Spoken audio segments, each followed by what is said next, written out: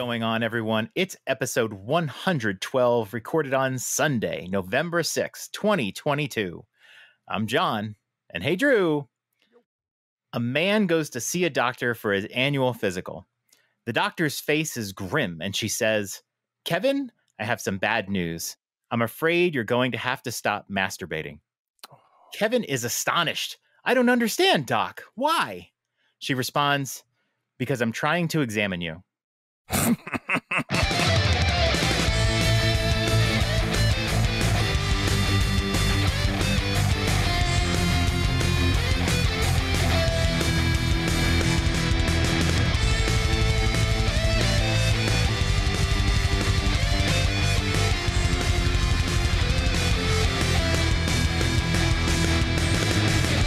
The sun has set on another day, and now it's time to grab a cold one and enjoy the Dads After Dark show with your hosts, Drew and John. What is up, everybody? We are back. My voice is back. You'll get a lot of woos, and you'll get a little bit of monthly mayhem. But on tonight's episode, we are going to be talking about a little bit down goes Halloween and up goes Christmas. What defines gaming addiction? And lastly, the Halloween mayhem wrap up. John, buddy, how you been? What's going on? Halloween is past us. Fall is in the air. It was 75 the fucking degrees out today. It was unbelievable. But what's going on? How are you? Yeah, weather's in and out. I feel like I lived my best Halloween life this month. Sometimes when the holidays come, I get too caught up with work or playing a game or something, and you know how it like flies by. But yeah, I mean, we didn't go and do a lot of stuff or whatever, but I watched a lot of movies, a lot of shows. I just feel caught up. We had fun trick-or-treating. Yeah.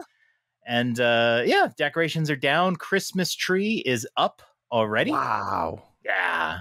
Love it. You know, I respect that. But you brought up a great point. Now that you say it, I feel the same. I feel like this was a solid Halloween season. I also feel like I got a lot done. Saw a lot of things, went to a lot of places, and enjoyed it. You know what it was? You know, now that COVID is really, God, almost 3 years past, it feels like this was really the first true Halloween where you could go out and not be, I guess, nervous. I think any days now you're nervous, but I think there was that comfort level, right? I think it was, I felt okay. I feel with the trick-or-treating I always felt good with the trick-or-treating, even that first year. But like, you know, if you went to a party or, you know, anything like that, it's like, it's okay. And we didn't do any of that, but we went to the pumpkin patch. We had fun there. My wife took the kids to a second pumpkin patch while I was working. Nice. So yeah, I just been able to watch stuff. It's been fun, but I have more decorations for Christmas than I do Halloween. So even though I love the Halloween stuff, we're just armed to bear for Christmas. So yeah, I've had a weird couple weeks. A couple weeks ago? Did it happen in the last show?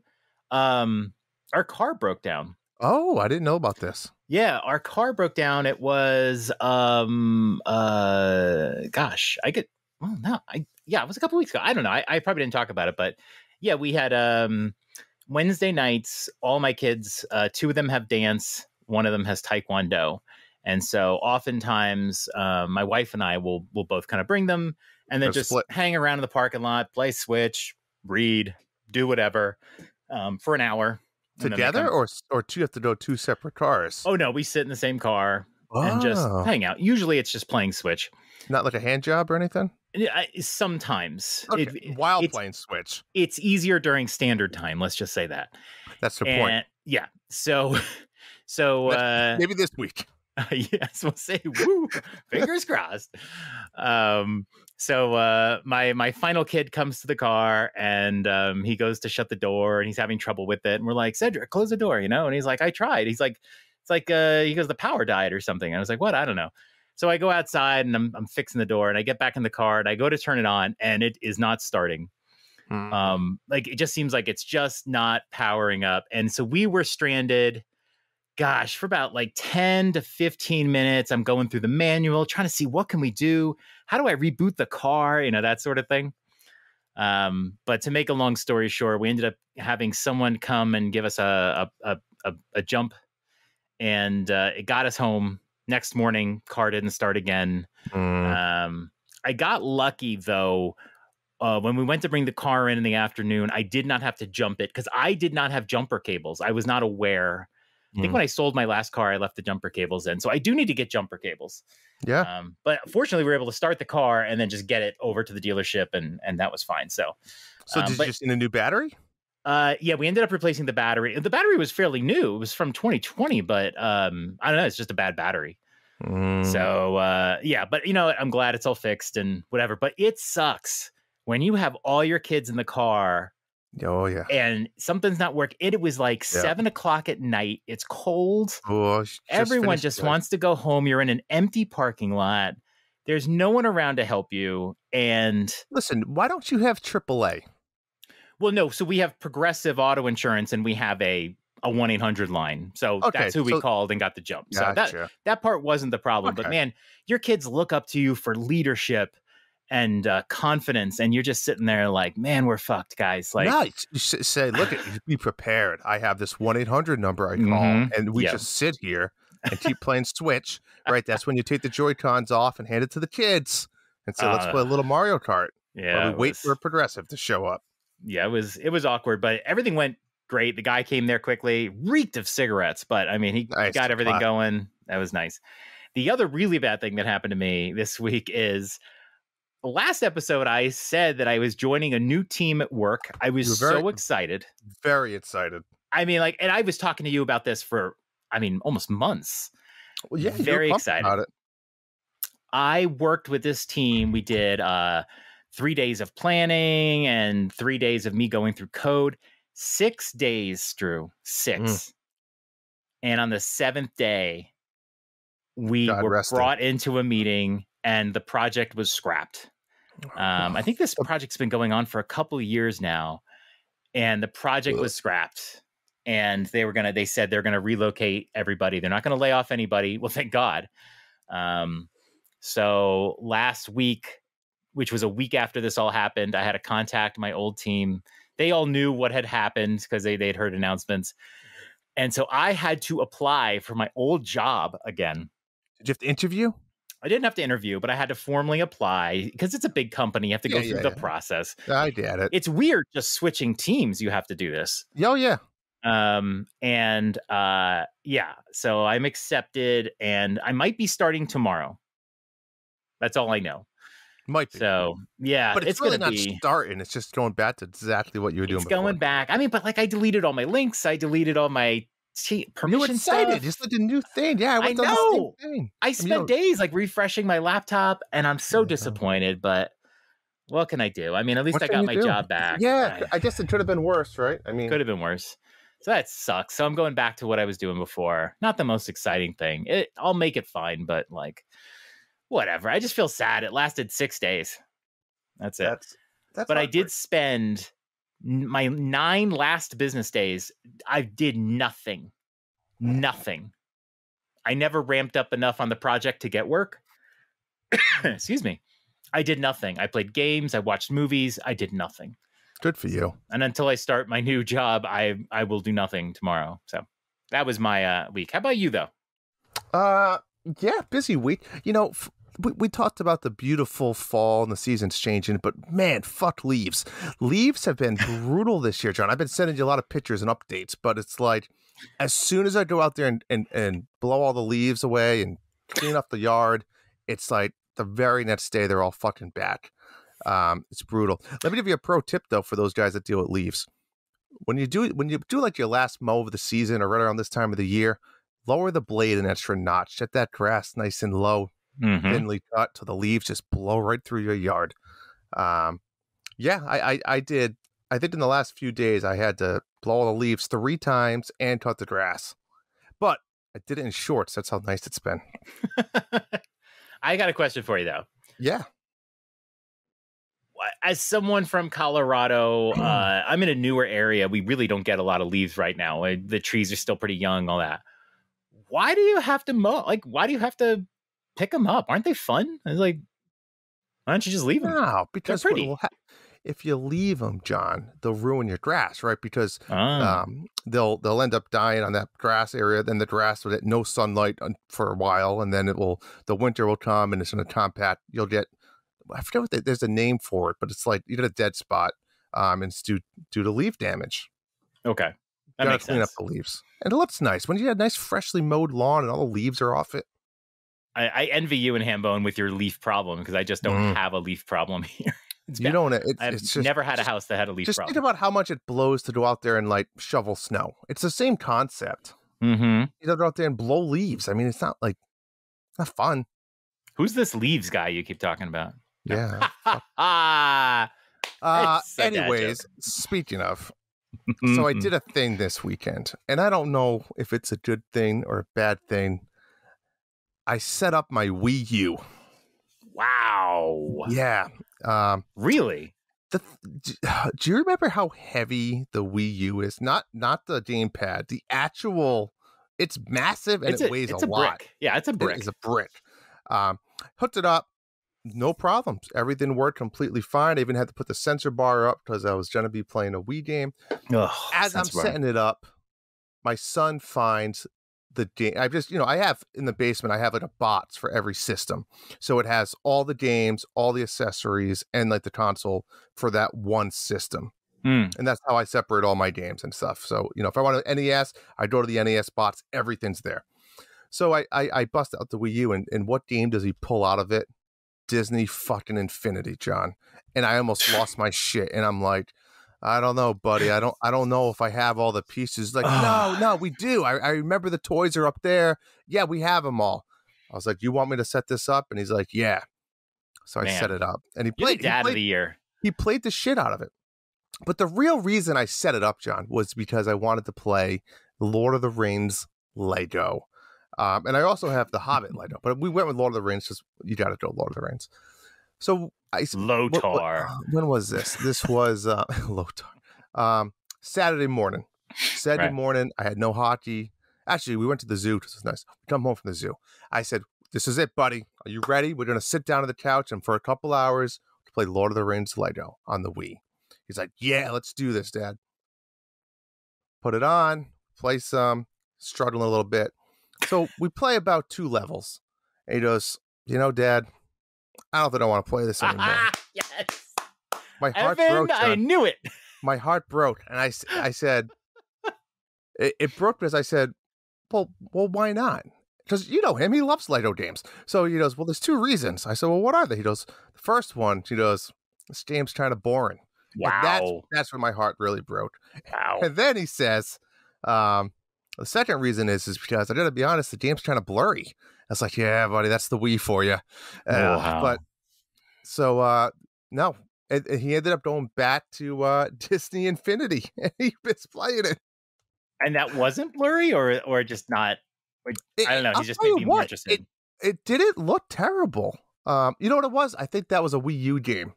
Not that it's a huge difference, but a little different. Oh, because I see. Because Lord of the Rings was a Wii game. Okay, Wii game. I just assumed Wii U when you said it. I got no. Nope. And the Disney Infinity was the Wii U. I gotcha. But yeah, he's all in. I'm going to be honest. I might go online and eBay. You can get $10. You can get like all the Avengers ones. Oh shit, man! Don't. I know. Disney Infinity was the worst game. I mean, Amiibo Festival was worse, obviously, but it was so boring. It was just the most mindless, most boring gameplay. Kids love that shit, just like Lego games, John. It's the same thing as a Lego game in a weird way. Lego games have some more comedy in them. They have that collectability. The Disney Infinity games were just boring. They had the collectible shit, but all the collectible shit really went towards the sandbox mode, which nobody gave a shit about. Yeah. Ugh, terrible. Anyways, awful. Burn it. Wii U, it's still hooked up. You gonna play anything else? I do want to play Aradon's Quest, but it's also a Wii game, and I'm concerned about it. I mean, do you want to play like a real game like that's for the Wii U? Not this Lord of the Rings shit. Probably not. I did take out Mario Sports Mix. I think that was on the Wii though as well, so I probably won't play that. What the hell is wrong with you? Yeah, let's look up like some Wii U games here. Hold on, Wii U games. I have all the first. I never played Breath of the Wild on the Wii U. I've been thinking of promoting the Wii U to a better TV, but I never I'm going to did be play it. completely honest, though. The Wii U system itself isn't as bad as everybody remembers. No. It's just that there was no catalog. That was the problem. It had a very small catalog. It does have Xenoblade Chronicles X, which if I... Oh, that's a good one. Yeah, because I'm thinking about pulling my Wii U out of my gaming nook and making a studio, a soundproof studio there. And so I would actually pull the Wii U out and put it on a TV on a desk in my basement. But yeah, Xenoblade Chronicles X would be something I might be curious. I've never played it. I have it. I've never played it. It's good. It's good. I like it. Yeah. There's so many games that were on Switch on the Wii U, so it's kind of hard. I don't. That's the other problem, right? A lot of them were remade. Yeah. Call of Duty Black Ops 2 is on the Wii U. That's pretty hilarious, actually. Oh my God, all these games are on the Switch. What could you freaking play? All the big ones were. That's what I'm saying. There's not much. Yeah. Anyways, Wii U. It's still hooked up to my TV right now. Right. So if I can find something, maybe I'll play. Color Splash. I love Color Splash. I thought about playing Color Splash. I actually like that one. Yeah, that's a fun one. The kids liked watching it. Okay. Anyways, how about a word from our sponsor, John? Let's do it. Let's just continue on with the Halloween one for now, because it's already here, and we're going to go with it. So welcome to Fresh Ball Fall, the season of pumpkin spice, dressing up like Jurassic Park, and making sure your crotch looks nice.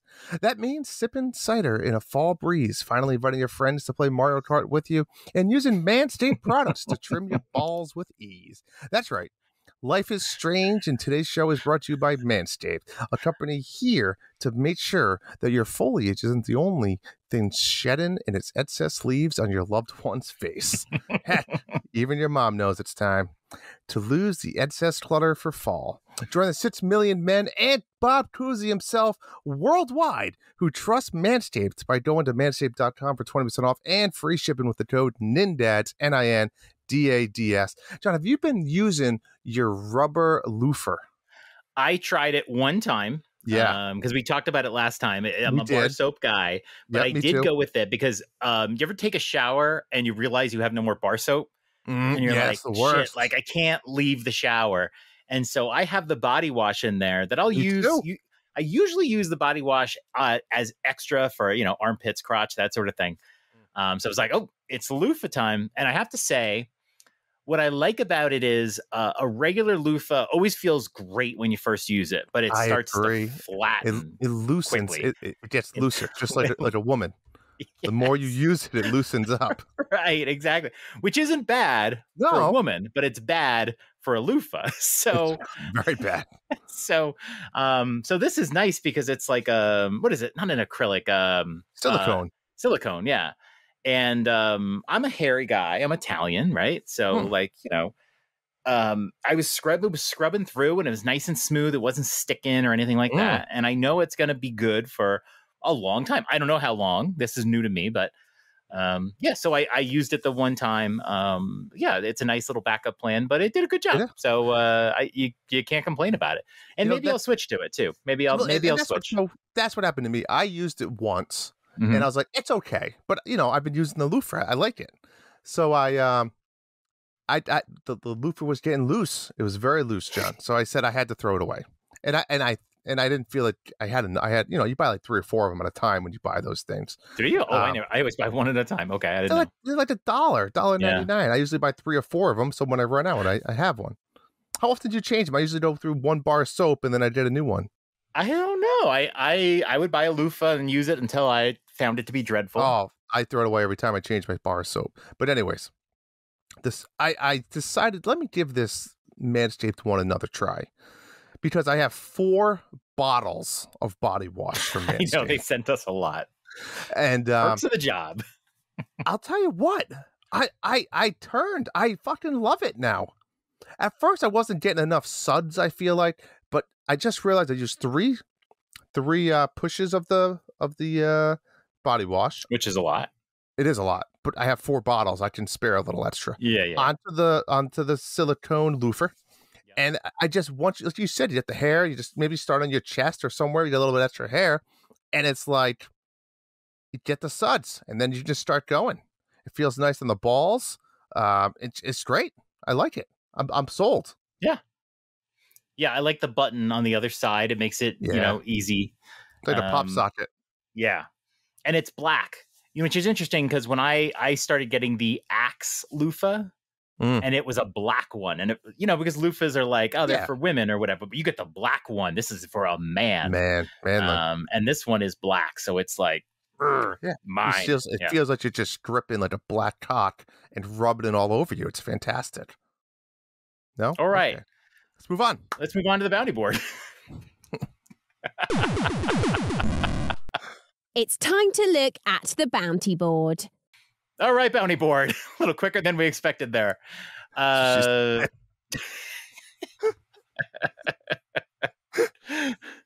We have a completed bounty this week. Who would have seen this coming? The Informant carved our logo. Is it more painted or carved? I'll tell you what. This was more than my wildest dreams can imagine. This was like a wet dream for me. I mean, it was perfect. I think he carved it and then he went and painted it. Yeah, I mean, it was just beautiful. Yeah. Oh, it's amazing.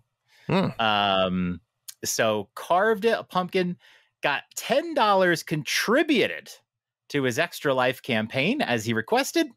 He did request that. Well played, sir. And now, Drew, what did I tell you when you thought of this idea for the bounty that you want someone to carve our logo into a pumpkin? What did I say to you? I said it should be 20, and you said no, 10. Well, no. Besides that, I don't know. What did you say? I immediately said, I know that an informant will do it. It happens. Listen. You can't bash our number one fan. I know. It is what it is. I respect it. If he wants to win every bounty, go for it. These bounties are for anybody. We're not gonna. If you won one bounty and then we said nope, you can't do it anymore, it would suck. It doesn't make a difference to me. We're paying the money regardless. I don't give a shit who we pay it to. Yeah, exactly. But I do challenge everyone else. Give the informant a good challenge here, folks. Come on. Oh yeah. Speaking of challenge, we still have another bounty out there, which we need to fucking cancel because no one's doing it, John. Complete the decked out feat in Shovel Knight Dig. By the way, Shovel Knight Dig got a good review in the latest NF magazine. Oh, I didn't get mine yet. Get all the armors. I just got it yesterday. Okay. Get all the armors, get all the relics, get all the accessories. You get $20 for this amazing game. No one's doing it. But it's going to be up there. Can you just please admit if no one completes this by next episode, we just delete it? And I'll tell you what. We'll come up with some new ones for the holiday season, right? Let's get some really good ones. So a lot of people play video games over the Christmas break. Mm-hmm. Let's start thinking about it, right? And we'll get rid of this one and we'll come back fresh with like maybe 1 to 3 new ones. I've got one in mind already. Okay. I like that. Okay. So this is the last 2 weeks. I know no one's going to do this. The last 2 weeks to accomplish this feat. And then it's gone. And then we have concluded the monthly mayhem for Halloween. It is over. And Drew and we will be judging this later today. So keep listening to this episode. We are going to be picking a winner from all of the amazing content that we've gotten and then announcing a random winner. It's going to be fun. We did this last year. We enjoyed it a lot. And so I shared a link out to everybody. I don't have like a bit.ly for it, but check our Twitter. You can find the link or check the Discord and you will find all of the pictures in one little googly place. And you can decide what you think is the best Halloween content that you've seen. But we'll be naming our winner later in the show. It's time for the meat. Drew, big news. Ooh, yes. From Netflix. The Witcher is recasting Geralt from Henry Cavill to Liam Hemsworth. You have been a big fan of the show. I think there's only 2 seasons, right? The 3rd season's still coming. Correct. But we were told the 4th season will have the recast. Yes. What do you think of this? Geralt, the fuckers of all futs. I mean, I love Geralt. I love Geralt as a character. Henry, what's his name? Henry Cavill? I say Cavill. I think Cavill. I don't know. I'm not.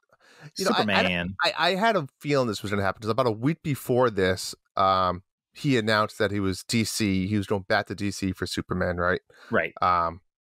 So he's always loved the Superman character, and I think he wanted to try something new. And then I think he missed Superman. That happens with everybody, right? Shiny candy. Ooh, look, more shiny candy. It is what it is. Now here's where I'm troubled on this, because one, I love The Witcher. I love the series. I love everything about it. So Henry does his own spin on Geralt, right? But let's be honest. Is it dull at moments? And I don't know. I'm just talking out loud, because I think it's easy to say how much we love it because it was new, it was fresh, and it was The Witcher, and it was a video game show. But at the end of the day, now when you look back at it, now that we know he's leaving, could it have been played differently? I'm not saying good or bad, just differently. Well, right? Of course, yeah. And I'm very interested, because Liam Hemsworth is obviously a well-known actor, right? Is he? Yeah. I think he is. His brother's very well known. Of course, but I think he's still decently well known. What's he been in? What's he in? It's irrelevant. My point is that we know who he is. You can't name one fucking thing he's in, but he is. It doesn't matter. Very famous. Very, very famous. Very good looking guy, just like Henry. But I'm interested to see his take on it. Could it suck? Sure. But it's fine. I don't think it's game breaking. I don't think it's. I mean, for all we know, no. The Witcher is The Witcher. I mean, I guess The Witcher is one person, right? The Witcher isn't like a. The Witcher is Henry Cavill. Look, this sucks. John, what it does not listen. This it does sucks. not suck. You need to become open-minded. All right, you're an open-minded person, John. Bring your open-mindedness to this, because it's not gonna be a big deal. Who gives a shit? How in what scenario is this not okay? Look, I'll agree. The Witcher is an okay show. I don't love The Witcher. It's fine. It's got some moments, but I mean, it's never been a favorite show of mine. It's kind of popcorny. There's a few moments that stick out of my mind. Obviously, most of them are tit related, but it's like not a great show. It's okay. Yeah, Henry Cavill grew on me a little bit as the character. I find him a little grumbly and a little personality-less at times, but it's also he's got a dry humor that comes from it. This is the second time this is happening to me in a month now. You're changing out the actor, and I don't care. You could make an argument that Liam Hemsworth could do a better job. I think that's irrelevant. He could. I have no idea. I'm not a big fan of Henry Cavill. I think his Superman is awful. I don't like Superman. There's something. I think he's fine. I don't think Henry's anything special, to be honest. I almost want The Witcher to be more like, I feel like the Witcher character that Henry played, and this should have been the way it was written, we'll never know, but it's too like stern and serious. I'd love for him to have a little bit more like humor. Yeah. I'm not saying I want it to be a comedy, but you know what I'm saying? Like a dry humor type.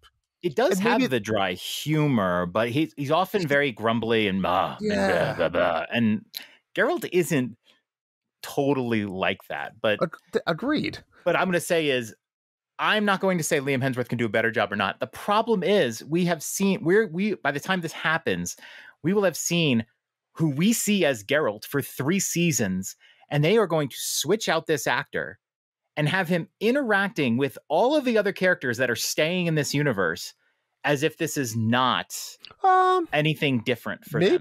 Unless they make a spell, or they write it in. And just like, oh, he got hit with a spell and now he looks differently. I mean, they could do that, but no, they won't do that. They could. They could also. There's a whole other season for all we know. A lot of the new characters, like maybe season 4 starts like a new journey or a new adventure for Geralt. I mean, there's so many characters. I can't see it happening. But like I said, even if they did that, it's not a reboot of the show, and it's just Geralt looks different. And I think that the reason why those are bad is because it's a persistent reminder that you are watching a television show. You are not lost in the world anymore because they changed the actor. The good news for me is I don't love The Witcher. If this ruins The Witcher, I don't really care. This isn't my favorite show or anything like that. But it is weird. I decided, Drew, to look back at some other recastings because we've never seen that before. I mean, there's a lot of things that are happening with recasting that we haven't seen before. But like, I was like, what are the recastings I remember? And I think the most famous one is Roseanne's Daughter. That was a very famous recasting where the actress left. I can't remember why. I was too young. And they just had a new actress or whatever. And I remember they wrote it into the show. I remember Roseanne saying something witty when she walked in for the first time, like, you look different or whatever. And then some seasons later, they replaced the actress with the original one again. So totally bizarre. Fresh Prince of Bel-Air, obviously the mom changed, but that's not a key character in the show. But I was looking around and researching, and wow, I found two that I was like, oh my God, yes, how do I forget that? When they switched Batman's girlfriend, Rachel, in the Christopher Nolan trilogy, it went from Katie Holmes to Maggie Gyllenhaal. That was weird because you're watching the second movie, The Dark Knight, and you're like, who is this person? And you're like, oh, that's supposed to be Rachel. It's just a completely different actress. Like, that stuff throws you off, right? Sure. What about you're missing one of your big ones here, Dumbledore? You know, I saw Dumbledore, but he's so locked behind that beard. It's easy just to not even notice. I'm not even sure I would have noticed if I didn't know. Really? I think Dumbledore is portrayed completely different by the two people. I agree, but remember in the third movie, I think is when the new Dumbledore took over. They kind of like wrapped his beard in a little bow, right? Like he had it like tied up, and the other actors were growing up so quickly, like, you know, Harry and Ron, Hermione. Yeah, it's sort of just mixed in. I just don't think you would have noticed. Think that's an example that the new Dumbledore was significantly better for that role, possibly. But what if they replace Daniel Radcliffe, right? That it's a different thing. When it's a side character, it's not that big a deal. Dumbledore is not in that much of that movie. He's a significant character, but he's not also the main character. I mean, The Witcher, obviously it's called The Witcher, so I'm not going to say literally not the main character. But I don't know, the last season, it was a lot about like Yennefer and the other witches and stuff as well. Like, I don't even know if Geralt was like really considered. I mean, he's the main character. Okay, but come on, where are you going with this? Nowhere. I don't know. I don't know if Geralt's really in the show. We've already spent too long on this topic. That's what I think. You're right. Okay, we'll see how it is. But like I said, I think season 4 will just go and be the last. I think people will watch the first episode, drop off, and it'll just fizzle away. So sorry, Netflix. All right, let's talk Pokemon. Pokemon. My son is hitting another Pokemon stride of man, your son just keeps redeeming himself. He does. I ordered him a Bulbasaur like evolving toy. Like it came with all three called stages. I don't know, all 3 evolutions. That's the word I'm looking for. He's back in. He went to the book fair last week, came home with a Pokemon encyclopedia, and that's it. He's locked in. So are you buying the new game? I haven't decided yet. I was going to talk about it later a little bit, but I haven't decided. It's coming out the 18th, right? Yeah. And yeah, I like to play Pokemon. I find it like my soul food, my comfort food. I was kind of considering playing Persona 5 Royal for the rest of the year and just skipping it, but now I'm not so sure. I'm still have to decide, but I am very interested in it. I am very interested in it. Yeah, may play I think I'm going to pick it up. He asked me today, he goes, Dad, that Pokemon game we played a while ago, he was talking about Let's Go. I said, yeah, but what about it? He goes, can I play it? Am I old enough? I said, yeah, you probably could play it. He goes, I got to be honest. I just want to get a shiny Gyarados. And I said, oh my God, buddy. I said, I don't know what to tell you. Like, you can play mine and just try to farm them, but the odds of you getting one are going to be slim. Trivia question for you, Drew. What color is a shiny Gyarados? Red. Very good. My Pokemon knowledge has increased over the years, John. You asked me some of these questions about 3 years ago. I don't even know what the fuck a Gyarados is. But so I'm getting the game. I'm going with Violet. That's a fact. But I need help. Help me decide on which starter to use. It's a good question. I haven't decided what I'm going to do. I think I'm probably going to go. There's 3 of them. There's Sprigatito and Fuecoco and Quaxley. See, that's more than I would have known. Yeah, it's I so just it's know Grass Cat, Fire Gator, Water Duck, whatever. I'm probably going to go with Fuecoco because he just looks cool. I just like him, and I did. Which one's that? The fire one? That's the fire. Is he a dragon or a gator? I don't know. He looks like a gator. He looks cool. But I did Litten back with oh my god, was it Moon? Sun and Moon? So I don't really need another cat starter. But if you want to know, like, strategically, what's the best way to go? I would say the grass type is always the hardest one. And I mean, I am not a Pokemon expert. Once again, I can feel Dylan just screaming in his mind, and he's going to chat me everything I just said wrong. Dylan can chat me. I need the help, not you. I need to know which one it's easiest and the best. That's what I need to know. I think grass is the hardest starter type for this reason. Grass is weakest to the most things. Okay, that's fair. And so there's more things that can cause your starter problem. A lot of people who play Pokemon like us, Drew, we're newbies. We don't get super deep into it. So we are going to use our starter. They're going to level up a lot, and we are going to lean on our starter for everything in this game. It's so true. Right. You're absolutely right. I'm going to have a cheat sheet somewhere that tells me which fire beats and what's their weak. That's how I'm going to play this game. So usually with the 3 starters, it's like a triangle, right? Like fire beats grass, grass beats water, water beats fire. It's fine. But the level of difficulty usually depends on what the first couple gyms are going to be. Sure. But grass is weak to 5 different things and strong against 3 things. So I see that as like a -2. Yeah. Okay. Whereas fire is weak to 3 things, strong to 4 things. Water is weak to 2 things, and strong to 3 things. So it's kind of a +1.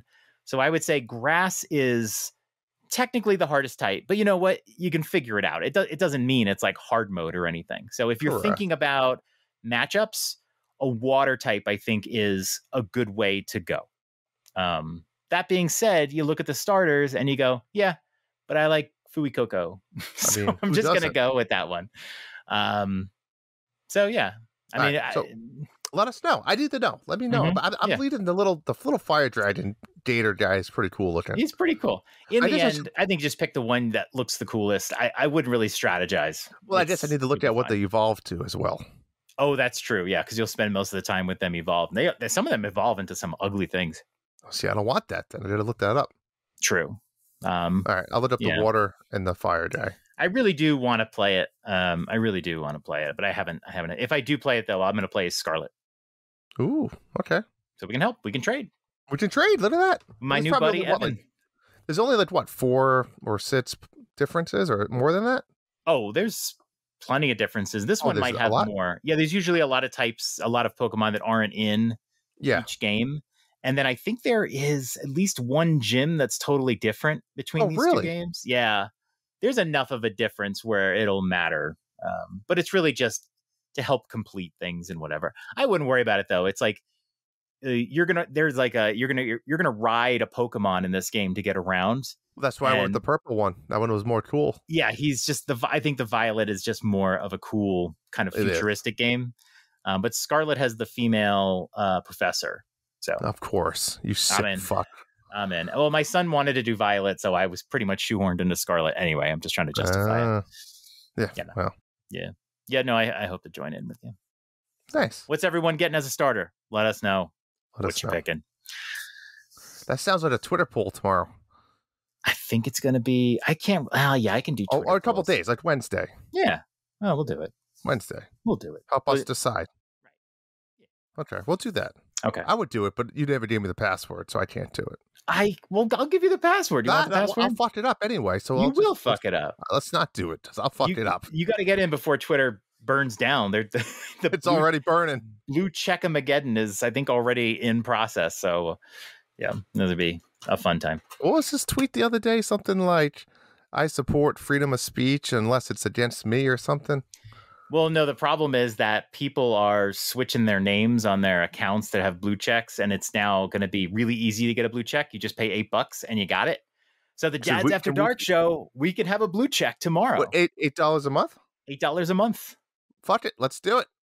We're not doing it, but but it ruins what a blue check is. Of course. Right? Now it doesn't mean anything. You just buy it. They don't even validate you anymore. But then they're going to have a gold check, John. No, they're not. Yeah. So the blue check. So a lot of people are switching their name to Elon Musk and tweeting, and people are getting confused because this account that has a blue check that says Elon Musk. Oh, that's fantastic. So it's just about to get like really bad with that stuff. But yeah, we'll do a poll and we'll see what people are doing. I'm sure it'll be the 4,000th poll asking what your starter is going to be, but we'll do it anyway. Yeah, well, fuck it. Why not? Fuck it. We'll do it too. Join in the party, man. Why do you have to be original? Let's do it. Fuck that. Maybe we'll make it like, which starter Pokemon would you fuck? Is that more appropriate for us? Yeah, but that doesn't help me with my decision. But you know what? Fuck it. I don't know what the fire die anyway. I like that one idea anyway. Hell yeah. All right. Speaking of transitioning. Holiday transition. And I thought you were trying to tell me something there, but we'll go with holiday transition. We were evolving. Now we're transitioning. Oh, I'll evolve. The post-Halloween blues are upon us.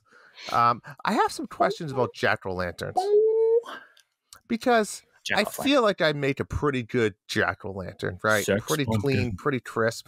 But I feel like my jack-o'-lantern goes moldy like 2 or 3 days after I do it. Yeah. Like, what is the secret to a long-lasting jack-o'-lantern? I have no idea. So you're in the same boat. Like, you spend hours, maybe not hours, but you spend time perfecting this beautiful jack-o'-lantern. You get all the guts out, you put the seeds, you got to carve it with the knife, bada bing, bada boom, and then bam, 3 days later, it's fucking moldy and smelly and you got to throw it away. I don't understand. Yeah, we were really late to buying pumpkins. We went to a pumpkin patch early on in the month. We never bought the pumpkins. And then my kids, they went to a pumpkin patch, didn't get pumpkins. They didn't have any more. So we ended up buying a few pumpkins late. And so I was thinking, oh, this is great. We're literally getting them 2 days before Halloween. We carved them up. And it's like, they're going to last a while through Halloween. They were already starting to rot by Halloween, 2 days. So I don't know if it's wrong? I think maybe the age of the pumpkin, whether you've carved it or not, just matters. It can't, because it happens every fucking year and for my entire life. With hairspray, there's got to be something you can put in the pumpkin to like seal it. Oh, there's probably a sealant. What about those places that do like the Halloween jack-o'-lantern waltz? You know, like my local zoo does one. Yeah. You know what I'm saying? They must seal them because they're something. Outside and they last for like 6 weeks. So what are we doing wrong? No, you're probably right. There's probably a sealant or something. Someone's gonna share that with us. I don't do it because, I don't know, whatever. But like, I'm sure professionals do it. Yeah. Well, I mean, we're just carving a pumpkin. Who cares? Yeah. I don't even carve pumpkins. I actually empty out the pumpkins for the kids. That's the worst part. And then while they're while they're carving, I am sorting out seeds and getting them dry. The seeds? Oh yeah, I cook the seeds every year. So that's my fun thing that I do. I don't carve pumpkins anymore. I just don't. What do you put on the seeds? Usually just olive oil and salt. Yep. I made a bad batch this year. I tried to do it from memory. I put on a lot of sugar, cinnamon sugar, and I think I overcooked it by a lot, and the sugar started to burn, and I had to throw a whole batch away. That's not good. But I just like salt. My kids just like the salt and the oil, and Yeah, I put a little bit of garlic salt, a little bit of cinnamon, not much. Yeah, yeah. Keep them simple. They have enough flavor. You don't need too much. Oh yeah. Just and you want to. The thing is, you want to cook them so that they're not like, they don't turn brown, but they're like crispy and they're like cooked. That's the thing. You don't want them wet. And my batch this year, for whatever reason, stayed a little too moist, but they were like crispy but moist. I don't know. I didn't like it. My batch wasn't great this year either. Yeah, you got to dry them out, and you got to cook them fairly quickly too. Because I remember a couple of years ago, I had a bag of seeds, and for some reason, I was just being lazy and I didn't cook it, and then like a week later, it was like they were moldy. I was like, oh shit! Just like the fucking pumpkins. Yeah, just like the pumpkins. So you got to cook them quick. So, John, we gotta, as we transition out of Halloween, we gotta recap because, like you mentioned earlier, we've been watching a lot of Halloween movies this year, and we got a few more we're gonna talk about. I'm gonna recap really quick a recommendation that you told me that me and the wife ended up watching, the Scary Stories to Tell in the Dark. Yes, good old Sarah Bellows. I fucking loved this movie, John. It's so good. It really reminded me of something, and I just can't put a finger on it. I don't know what it was, but it reminded me of the story reminded me. But if you guys don't remember, this is like the classic book that everyone saw these books growing up in the 90s with like the white cover with it's great, but it was the Aaron Carter of books when we were growing up. Jesus. R.I.P. buddy. But yeah, it was if you don't know the story, I mean, super, super short. It's essentially this book that they find in this haunted house, these kids, and when you open the book, they start seeing a story like written right in front of their eyes. And the story is typically about one of their friends or one of the groups of kids and how they're going to die. And then it's kind of like this weird kind of turns into like almost like a Nightmare on Elm Street where they go into not a dream state, but they kind of like go into that reality, right? And it starts happening. Yeah, I wasn't able to figure out if it was reality or not, or what was going on. But conveniently, nobody was ever around when these things were happening. Yeah, but I mean, they obviously were dying for but what a great little story, like little twists on it. Great actors. I thought they were just well casted. Yep. I really, really, it's not like super scary, like super gory or anything. It's just a really good story that has some jump effects and some scariness to it. Yep. It's got a few jump scares. So the original book was just a set of short stories. This Sarah Bellows thing, did that come from like a spin-off book, or is that just made up for the movie? Yeah, I'm not sure, but unless that was one of the short stories as well, but they use that as like the overarching story. I know. I want to reread the book, and now I feel like maybe it's a little too late. I have the book somewhere downstairs. But I wasn't sure. Like, remember when they said they were going to make a Tetris movie? Yeah, at some point they said they were making a Tetris movie, and it's like, you need to make a new story around it, right? There's no story to Tetris. So this is a book with a bunch of short stories. How do you tell these short stories? Do you make a movie where you do 4 separate short stories? And I think they decided, well, doing that is hard because you need 4 sets of actors and 4 sets and all that. So they just sort of made this into a story about a book that's writing it. That's what you should have watched, Trick or Treat. I think I haven't watched it. I saw that last year. Yeah. That does similar. Isn't that like a bunch of short stories and they kind of somehow connected at the end? They're 4 short stories, but it's in the same neighborhood and they intersect with each other. I love that movie. I love that movie. Me too. It's cool. I haven't watched that in a long time. The first time you watch it, you're left kind of confused. It is a movie you have to watch twice. It's good. But that's a good one. Yeah. No, I love Scary Stories to Tell in the Dark. Absolutely highly recommend. Everyone should. If you're into any type of little bit of horror type movies, you should definitely give this a go. And the part with my toe. Oh my God, coming down the hallway.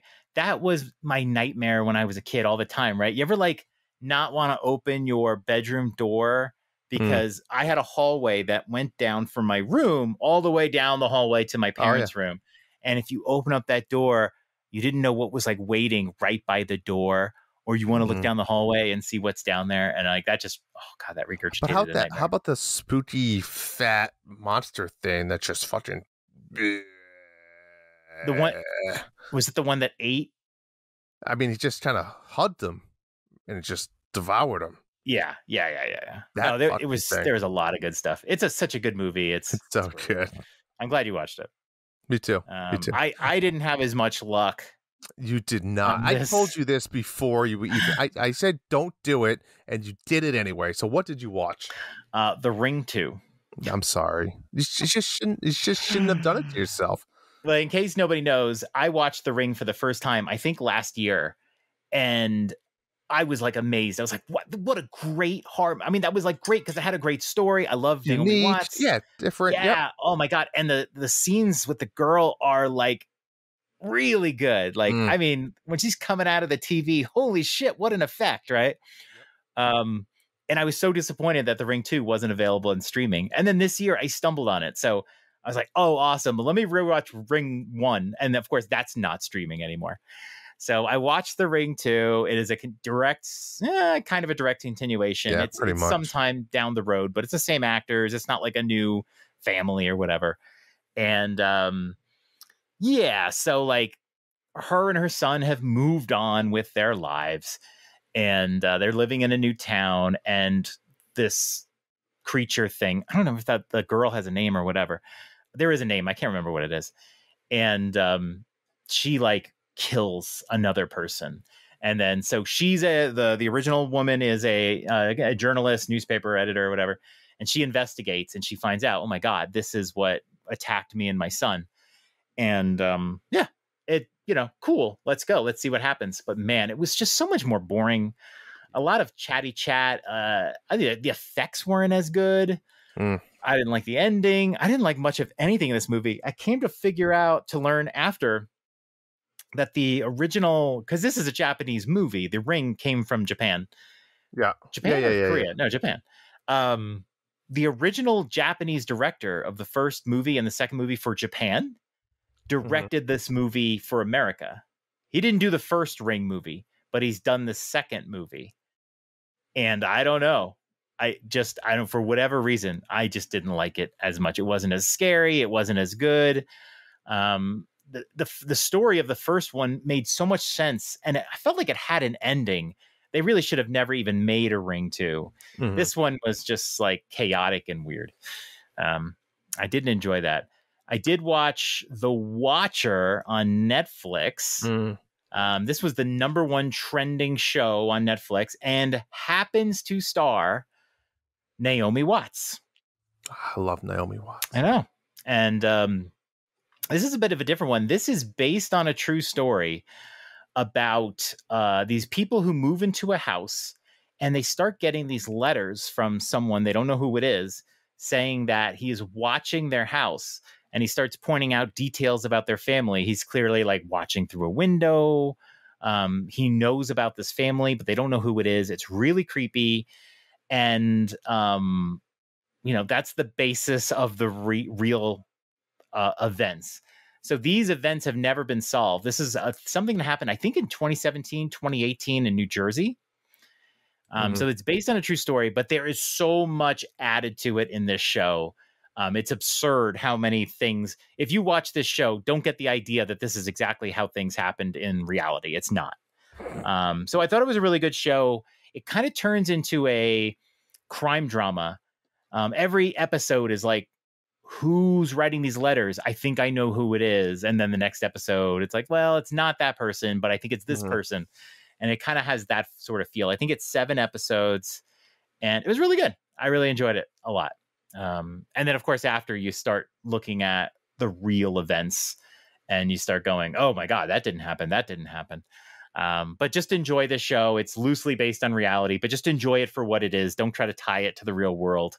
Just, it's fiction, so that was better than Ring 2. Most things are better than Ring 2. And then you brought this shit up. So let me tell you a little about this. Tell me about it. So I came across this movie, I don't know where I saw it, called Terrifier. Excuse me. So it was, it's an indie film, right? Let's be perfectly clear. This is an indie slasher film, 2016, and the total budget to make the entire film was $35,000, which is not a lot of money. I'm going to say right up front, I thought the special effects for $35,000 weren't terrible. They weren't terrible. Yeah. And they were smart. They didn't show as much as like a big budget film would show as far as like complete goriness, but they had some really good It felt like an visuals. 80s movie. So it felt like 80s quality. Yes. So I will say it's one of those movies that starts off like it shows like an end before it starts and it goes back in time a little bit. The premise is there's this creepy clown looking dude wears this big white clown outfit, doesn't talk, which definitely makes him a little bit creepier, and it's weird because he's like a mime with all these facial expressions, but he does like that silent laugh, like he laughs but nothing comes out, which is kind of creepy. So here's my comments I have. Again, keep it in mind, it's a super indie film with a $35,000 budget. It was very slow to begin. I don't know how you felt, but like I thought like not a lot was happening. I don't know, maybe because you saw it. I didn't feel it as being slow. Yeah, how did it start? Well, it started the first opening scene was the taught show, and then it was just these two girls, right? That were like, one was wasted. They obviously went to a party or something, and then they see the clown. Well, they go out to eat. They did like they were like a little pizza place. They saw the clown before they even went to the pizza place. Oh, that's right, like on the side of the alleyway. Yeah, so I thought it kind of started up, but you're right. Then they go to the pizza place, and the clown's there. But I mean, those were the creepiest scenes. I guess you're right. Yeah, those were the creepy scenes. It's just this creepy clown that's just there. And eventually they have a flat tire. They can't get there. So they go to this house to try to, or I don't even know, it's like an office building. I don't know what the fuck, a garage, a vacant warehouse. It looked like an empty warehouse or apartment building or something like that. I mean, yeah, and most of it takes place like kind of like in this big basement garage type thing, and there's a few other people involved, but I guess the point is the guy's just creepily trying to kill him, and there's no motive. We don't know what the motive is, right? Because we don't know anything about this clown guy, right? There's no history on him. We don't know anything about him. He's trying to kill people. That's all we know. You do see him dressing up, right? In the beginning of the movie, you actually see him. Yes. You don't see who it is or anything, but you see the person dressing up. That's about dressing up, putting the costume on, and putting like a garbage bag full of tools and shit, and just walking down the street. Yes. Right. Yeah. So we don't know much details, but essentially he starts killing people. But we do have to talk about some of the deaths, right? Because there's two deaths, John, that really stick out. And I feel like we should get a little spoilery. We're gonna get spoilery, but you may want to skip ahead. I mean, I think I want to talk about at least two deaths and how they happen. We don't have to say who they are. And then I want to talk about the very end scene, which is definitely a huge spoiler. I want to specifically say who they are. Okay, so let's talk about. I'm going full on spoilery. This is an older movie, and we're just going to get spoilery here. Skip ahead if you don't want to hear. So let's talk about the first death of the chick, right? So both girls end up getting captured. Let's just say that, right? One goes missing, the other one gets captured. Right, and this is after they escape the pizzeria, where the clown before they even realize the clown goes after. So when they go to the pizzeria, and he's being really creepy with the brunette girl. Yeah. There's a brunette girl and a blonde girl. They're friends. And he's being really creepy with her. And so the owner of the pizza shop kicks him out. And so before anything happens with the girls, and the brunette's super creeped about it, the blonde girl is just like laughing about it. Well, they kick the clown out because he shits all over the bathroom or something. That is true. But he was being creepy, and he actually said to the girl, I'll take care of it. And correct. Yeah, he shit all over the bathroom. But then he like kills the owner, kills the worker. We just talked through that like no big deal. Like, oh yeah, just shit all over the bathroom walls and stuff. Anyway, that stuff. See, I think horror movies have to be very selective about who dies and why and whatever. I just kind of hated that. It was just like, oh my God, you shit all over the guy's bathroom and then you're killing him over it. Yeah. Like, fuck off. And then he was coming after the girls. So, okay, go from there. Yeah. Yeah. So anyways, he chases the two girls into this warehouse type building, right? So they separate, of course, because one is going to the bathroom or whatever, typical slasher film. So the other girl gets captured by the clown, right? He gets knocked out or whatever, and then she wakes up. She's typical slash movie, tied in a chair in a dark room, right? And there's like a bed sheet hanging, kind of like 10 feet from her. So the clown, I gotta say, the clown, they did write this guy and cast this guy. He kills like the creepiness of it. He was kept you interested. Mind you, I watched this movie. I put it on at 10:30 at night in bed, and like I lasted the entire night. Texting John at like midnight. Wait, were you in bed while Amy was sleeping there too? Oh, I came home. Amy was passed out, and I just came home from a hockey game. So I'm like, I'm not that tired. I'm kind of wound up. I said, I'll just go in bed and I'll put the movie on. I want to watch it, and I stayed up the entire night. Like, I'm surprised I didn't fall asleep. She didn't wake up. She didn't wake up once. No, she was God. I was afraid she was gonna wake up with the scene that I'm about to tell you. I know. That's what I was gonna say. Because she wouldn't have understood it. She was like, what the fuck? So picture this girl sitting here, And then the blonde girl's missing, and she's the more attractive one with huge tits, of course. Oh, I like the brunette. Anyways, the clown's being creepy, and he's doing this little like magic show, and he rips down this curtain, the sheet, and the blonde girl is hanging there. But picture this: picture being dangled by your feet, but your legs spread at like a 45 degree angle, right? And so you're hanging by your feet, you're spread eagle, your tits are so big that they're falling into your face, and they're just showing that. That's what they're showing. The girl's tied up. I have to say, I'm not sure I've ever seen many women upside down with that gravitational pull. And I was watching the movie while I was doing other things, and when he reveals her, I mean, whatever I was doing, I was like now focused on the movie. Like, what the And hell it's is weird this? because like she's not tortured, but she's about to be tortured, and you can't stop looking at her tits. And you're like, you don't even feel bad for her. You're just like, those are nice tits. And then It's a shame what's about to happen. it's a shame because what it's about to happen is he grabs a dull hat saw. And I don't know if it was dull. Why would you say dull? it looks pretty dull. But it's I a mean, hat saw. Like a hat saw is like to cut like metal pipe or something. Yeah, like that's not like a saw. Like it's like a hat saw. yeah. Anyways, the best part about when he kills people, he puts this creepy smile on his face and he looks at like the other person. He doesn't look at the person he's killing. It's like he's looking at the girl in the chair, and he gets the hat saw. Now again, upside down, this girl's hanging, spread eagle. And this is her friend. Saw. This is like, this is her friend, not a stranger. And he starts right at the vagina. And first he tears her panties off. I mean, it wasn't realistic. You just see him kind of reach and go, like that. Because originally she had panties on. Oh, you're right. Well, yeah, I mean, she's spread eagle, the poor actor. So then they had to replace her with a dummy so they could rip the panties off. Just gets the hat saw right at the vagina, right between the lips, and starts sawing all the way down through the butt cheeks, right down through the stomach, right to the tits, and right into the face. It's fucking amazing. It's got to be one of the best deaths I've ever seen in any movie. I mean, the girl's alive. So this is all happening. The girl's just alive, and her friend is just watching. It's fucking epic. It's epic. It's fucking something, yeah. It's something. Now, the other death I wanted to talk about, there's another girl. Hold on, are we not going to just walk past this now? So, I pretty much described this. Not much else to say. It was so this traumatized me for days while I was waiting for Drew to watch the movie. I had seen the whole movie, and I was like, Drew was like, should I watch it? I was like, I don't know your taste in horror movies. Like, I don't know. Maybe you might like it. I don't know. I was like, this kind of crossed the line for me. I'm not into the whole, what I call torture porn. Not torture porn. But let me just say this. Drew was watching it, and I knew he was probably getting close to it. And I was like, I can't wait to hear what Drew thinks of this scene. And then he's just like, he said, yeah, I'm liking it so far or whatever. And I was like, where are you? And he gives me a point that is now past what I had been traumatized about for days. And I was like, did you get to I forgot what I said, the hacksaw scene or something? And you're like, oh yeah, I've seen worse.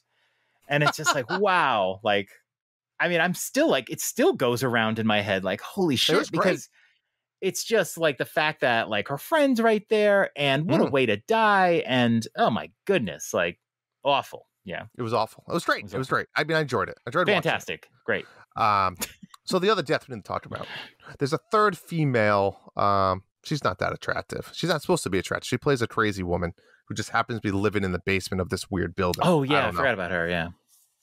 So the best part about this was, I don't need to get into the details of her. It's irrelevant. But the way she dies, the clown does two things. The first thing he does is he cuts her scalp off and like creates a wig. So he puts the wig on. And then the second thing he does is he like skins her from like the belly button up. So he pretty much like takes off her tits, I guess you could say, and then wears it almost like you put it on like a vest. And he wears the wig, and he's doing this weird dancing around as the woman's head wig is on him, and he has this vest of her tits on him. I gotta be honest, the first 5 seconds I'm like, because they didn't show it, because again, this is an indie film, so they didn't show like them carving it. They kind of showed the woman laying there, but she was so mangled up, you didn't even know who it was, and it was like confusing. And then you just see the clown dancing with tits, and I'm like, I'm so confused. Like, is the clown a girl? And then like you look closer, you're like, oh no, he's wearing her tits. Like, were you a little confused at like the first 5 seconds? I might have missed that a little bit because I think I was still recovering from the previous one. Oh, this one was equally as good. But he scalp the other main girl, the brunette girl? That was her. No, because she's in like the rest of the film. She still has her hair and everything. It was all the same chick. No. Yes, John. Don't make me tell you to the rewatch girl at it. the end was the sister who was coming to rescue the two girls. No, because at this time when he's dancing around, the other chick, well, what chick hides in the locker? Was that the sister or the other girl? That was the other sister? girl. Yeah, the sister. So I mean, we didn't mention, if anybody's listening because they don't care about spoilers. They had car trouble because I think the clown like messed with their tire. So the brunette girl called her sister, who was in college, to come pick them up. Not super close, but somewhat nearby, to come pick them up. But it looked like they would have had to wait like 30, 45 minutes or whatever. So a lot of the movie, they're just waiting for the sister to arrive. And when the sister arrives, at this point, the blonde is dead. And no, because it's not true. Because the brunette girl gets shot in the face about 13 times. Yes. And she still has her hair. Yeah, no, she got shot in the face, but then she was like kind of alive. Which was stupid. She just shot in the cheek and she was still alive. The clown ran out of bullets, went back to his hideout to get another set of bullets, magazine, whatever the fuck they call them. Right. Came back and then unloaded the entire magazine in her face. I thought she was still alive. So you're saying because I remember the girl from who was coming to pick them up from college. Yes. She comes in and she sees this woman on the floor and writhing on the floor, but she thinks that is her sister. No, I don't think so. Did we watch the same movie? Yeah, because she finds her sister at the end tied up in the chair dead, and that's when like they with her face all shot, and then the clown gets her from behind. I mean, you might be right. I might have gotten that sequence. I sat there wide awake with no phone and just fucking watched this movie for 84 minutes. Okay, so don't question me. So the woman's on the floor. So the college girl finds the clown who's like pretending to be a woman on the floor, and then she hears a lady say, "Help me," and she looks, and you see the woman, and she's scalped. Like you can see her, I don't know if her brain or just her scalp or whatever. Her brain was out. And then her, like, I think you can see her chest is sort of removed. And that's when the clown's like, like that sort of thing. So you're saying that was the weird woman, okay. Yeah, because her tits were not that nice. It was of an older set of tits. I feel like the brunette would have had nicer tits. Okay. I have to, okay. I'm not going to rewatch it to verify. I'll just take your word. Thank you. It's still horrifying. What else you want? I don't talk about all the other deaths. I do want to talk about the end of the movie with the clown and what happens to him, though. Okay, now hold on a second. Wait. So the woman at the beginning of the movie whose face is all mangled. Yes. That's the college sister. That's the sister, yes. That's the sister who came to pick them up. Because towards the end, right, a bunch of things happens, but he's eaten her face as the cops finally show up. But this is the girl who came from college to pick up her sister. Okay, all right. So the clown's eating her face. The cops show up and say, "Stop, put your hands up." He turns around and he has his gun and he puts it in his mouth and he pulls the trigger and he blows his brains out. Meanwhile, the girl's on the ground, but her face is like eaten. They didn't show her. They didn't really show it, but they didn't even show him eating her face. Like he drove the car through the gate because she was behind a gate and she thought she was safe. And then he drove it through and, basically hit her and knocked her to the ground. And then you kind of see him doing something when the cops show up, but you don't actually see what he's doing, but they kind of describe it. They implied it somehow that he was eating her face. The cops said it. Yeah. I think the cop says he's eating her face. Yeah. Right. Yeah. So he blows his brains out. They show him to go to the morgue or whatever, and the guy unzips the bag to check on him, and he obviously like wakes up. Well, all the lights flash, right? Like something happened. He wakes up and he kills the morgue guy. So I gotta know. Do we know that? What? I mean, Did he kill he choked him, but did we see him die? I I don't know. mean, I think that's irrelevant. The point is the clown's alive. But which is stupid. So what's your take on this? I mean, he's got to like, did he fake it? Was it never a gunshot? But I mean, obviously they must have. Is he an alien? Like it? Well, I mean, it was, what is? I think he's not human. I enjoyed the early parts of the movie. It was creepy. It was suspenseful. I liked the girls. I liked the main girl. What ruined the movie for me was the torture porn. And it's then not torture just porn. The senseless getting hacksawed through your body while you're screaming in front of your friend is torture porn. It's not porn, it's torturing. But I mean, porn would consist of having. Did you see tits?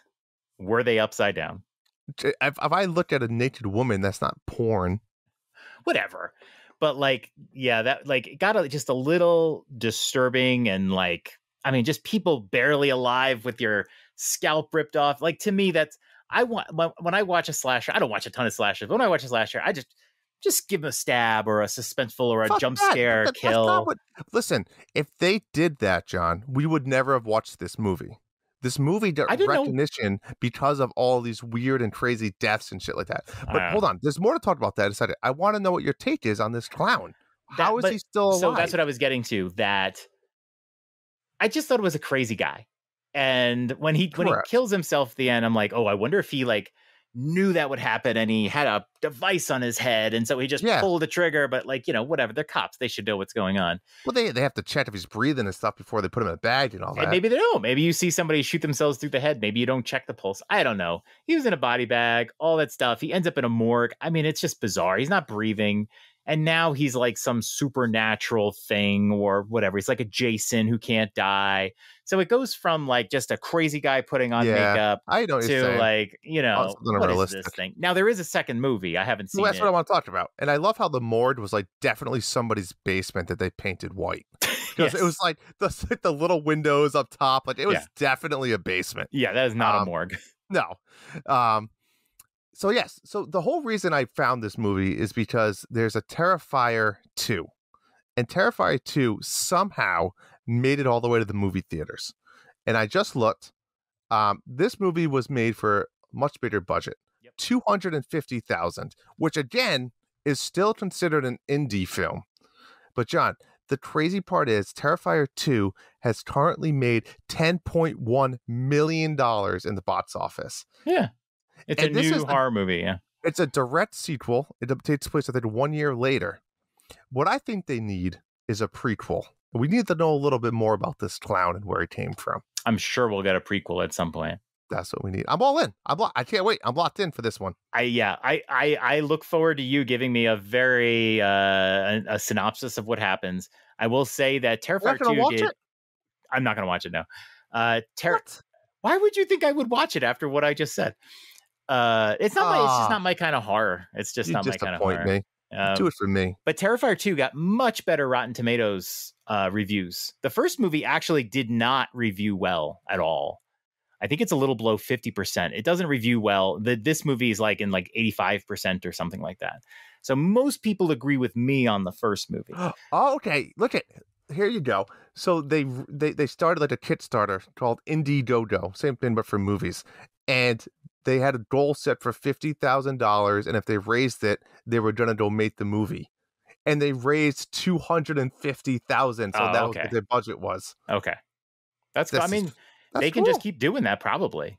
No, they just made $10 million. I don't think they need to. I look forward to you explaining loosely what Terrifier 2 does. Oh my god! As soon as this comes to stream, I'm watching it. The reason why I don't like Terrifier 1, besides the too much, I'm not anti-gore or whatever. I just thought this was too much like torture porn, like I said, was that there's no story to it. A good horror movie, zero story. A good horror movie has many victims, and the killer's killing their friends, their family, whatever. Usually friends.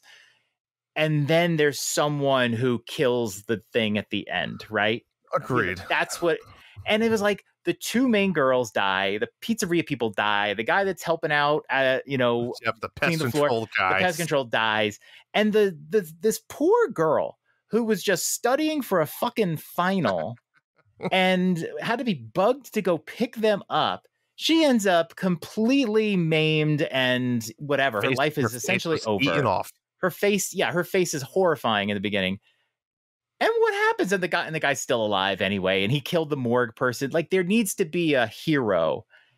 So that's why I didn't like it. But I have one question for you. Why did the girl kill the news reporter?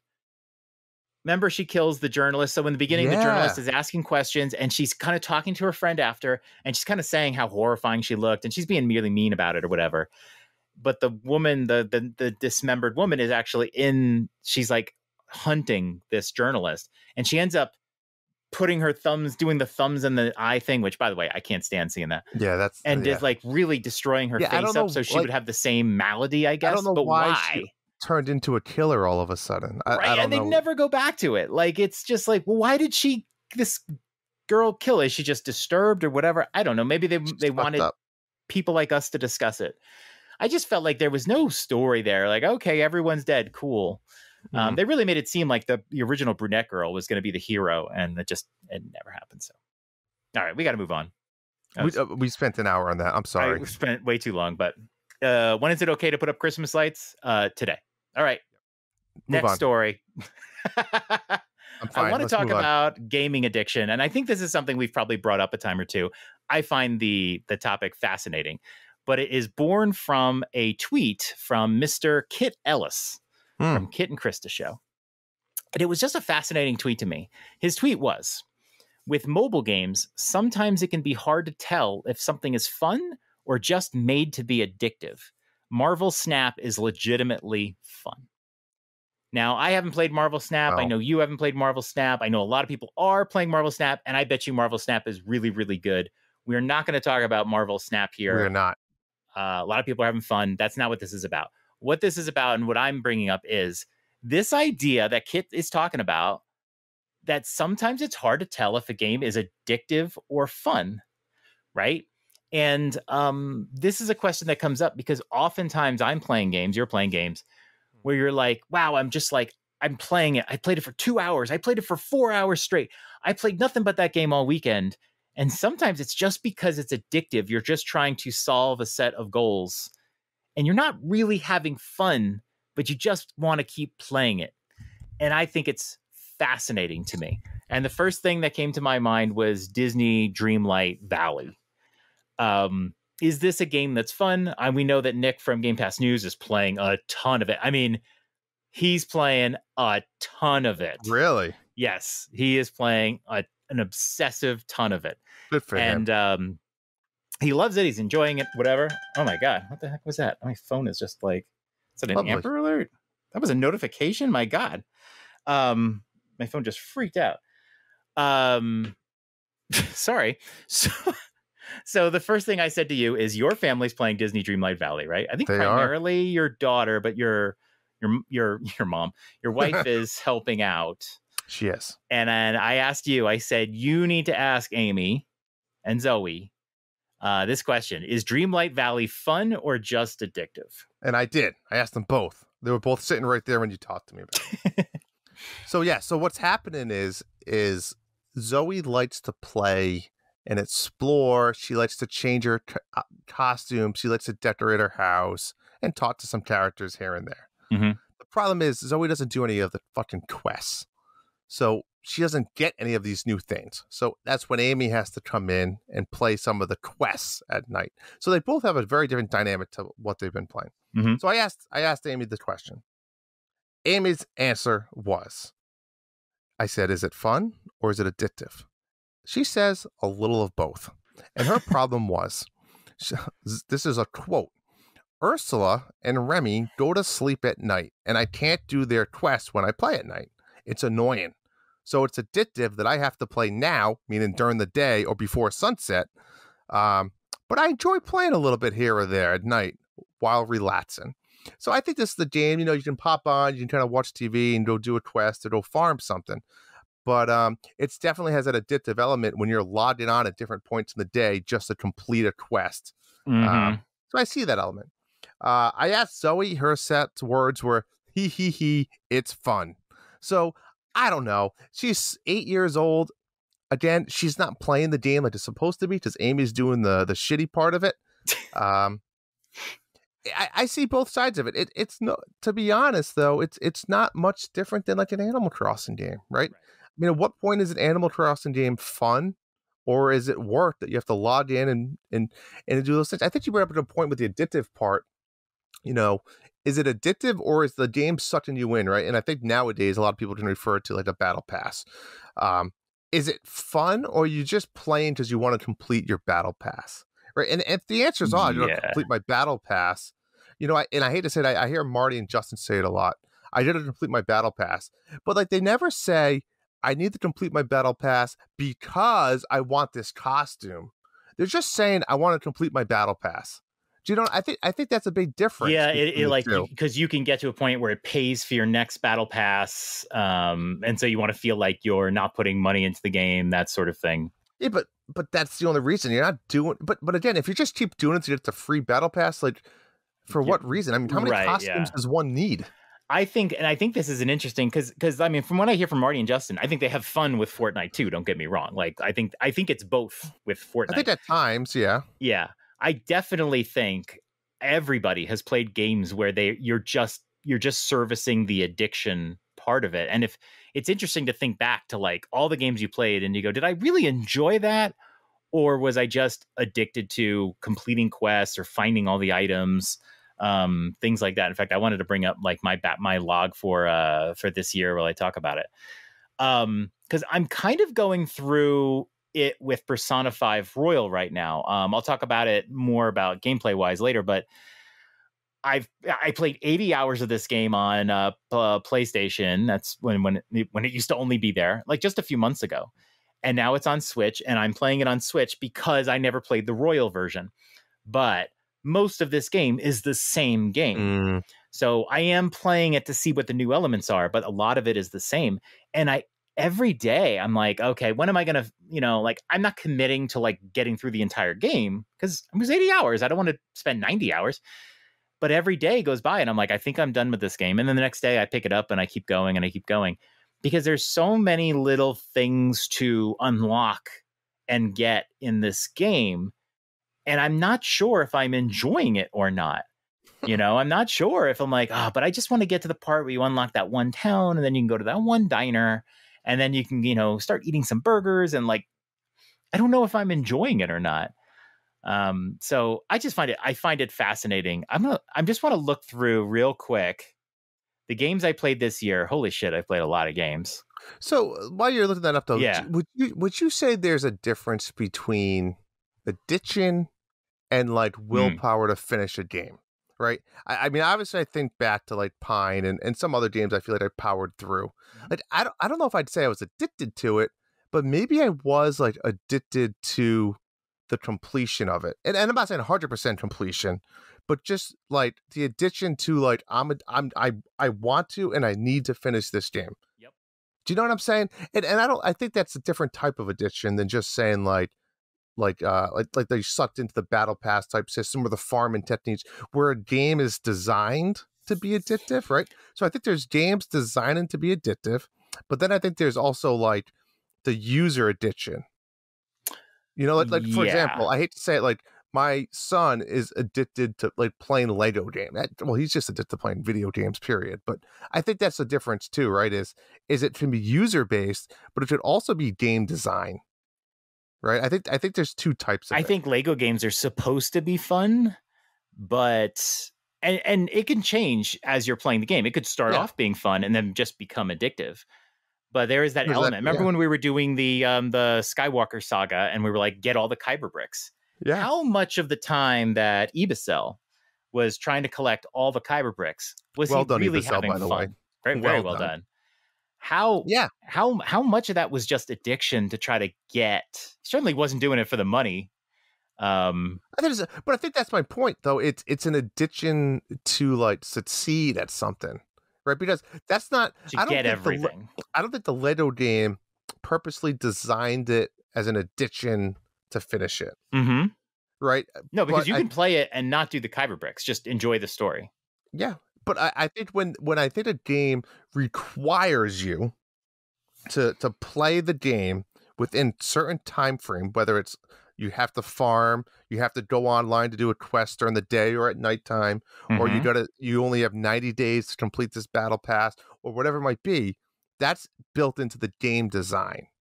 Yep. Do you know what I'm saying? I think Yeah. that's the big difference right there. Yeah.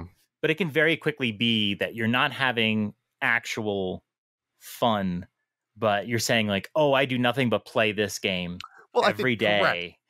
And it's So I like, think but that's it's a big not because difference. it's fun. It's because you just feel compelled. And that happened with Animal Crossing, especially in the beginning of Animal Crossing. Animal Crossing, is it a fun game?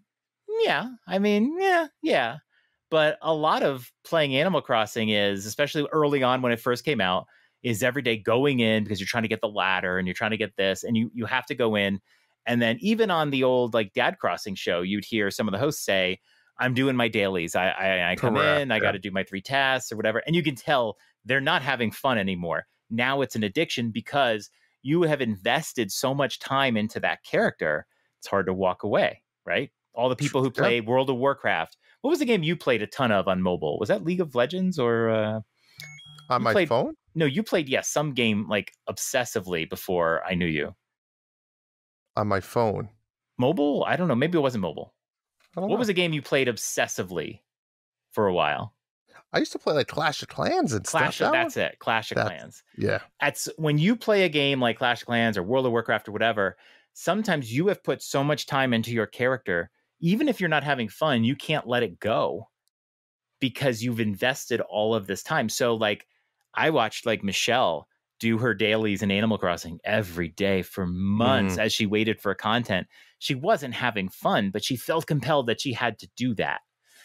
That's when a game becomes addiction level. Switch sports. I'll raise my hand. Oh, God. I'm not really having a lot of fun with it, but I have gotten every single item in the game so far. So every Thursday when they do a new sheet, I tell you guys, here I am. I'm curious to see what the item is.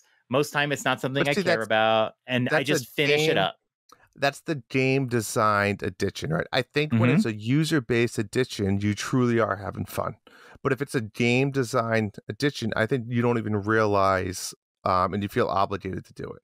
But again, if I'm just playing Rabbids because, Sparks of Hope and I can't put it down until I'm addicted to it, that's really a choice. The game's not making me log in every day to complete something. Oh yeah, absolutely. And I think that's the difference between a fun addiction versus the game design, which the publisher or the company designer is out to get you addicted to it. Yep.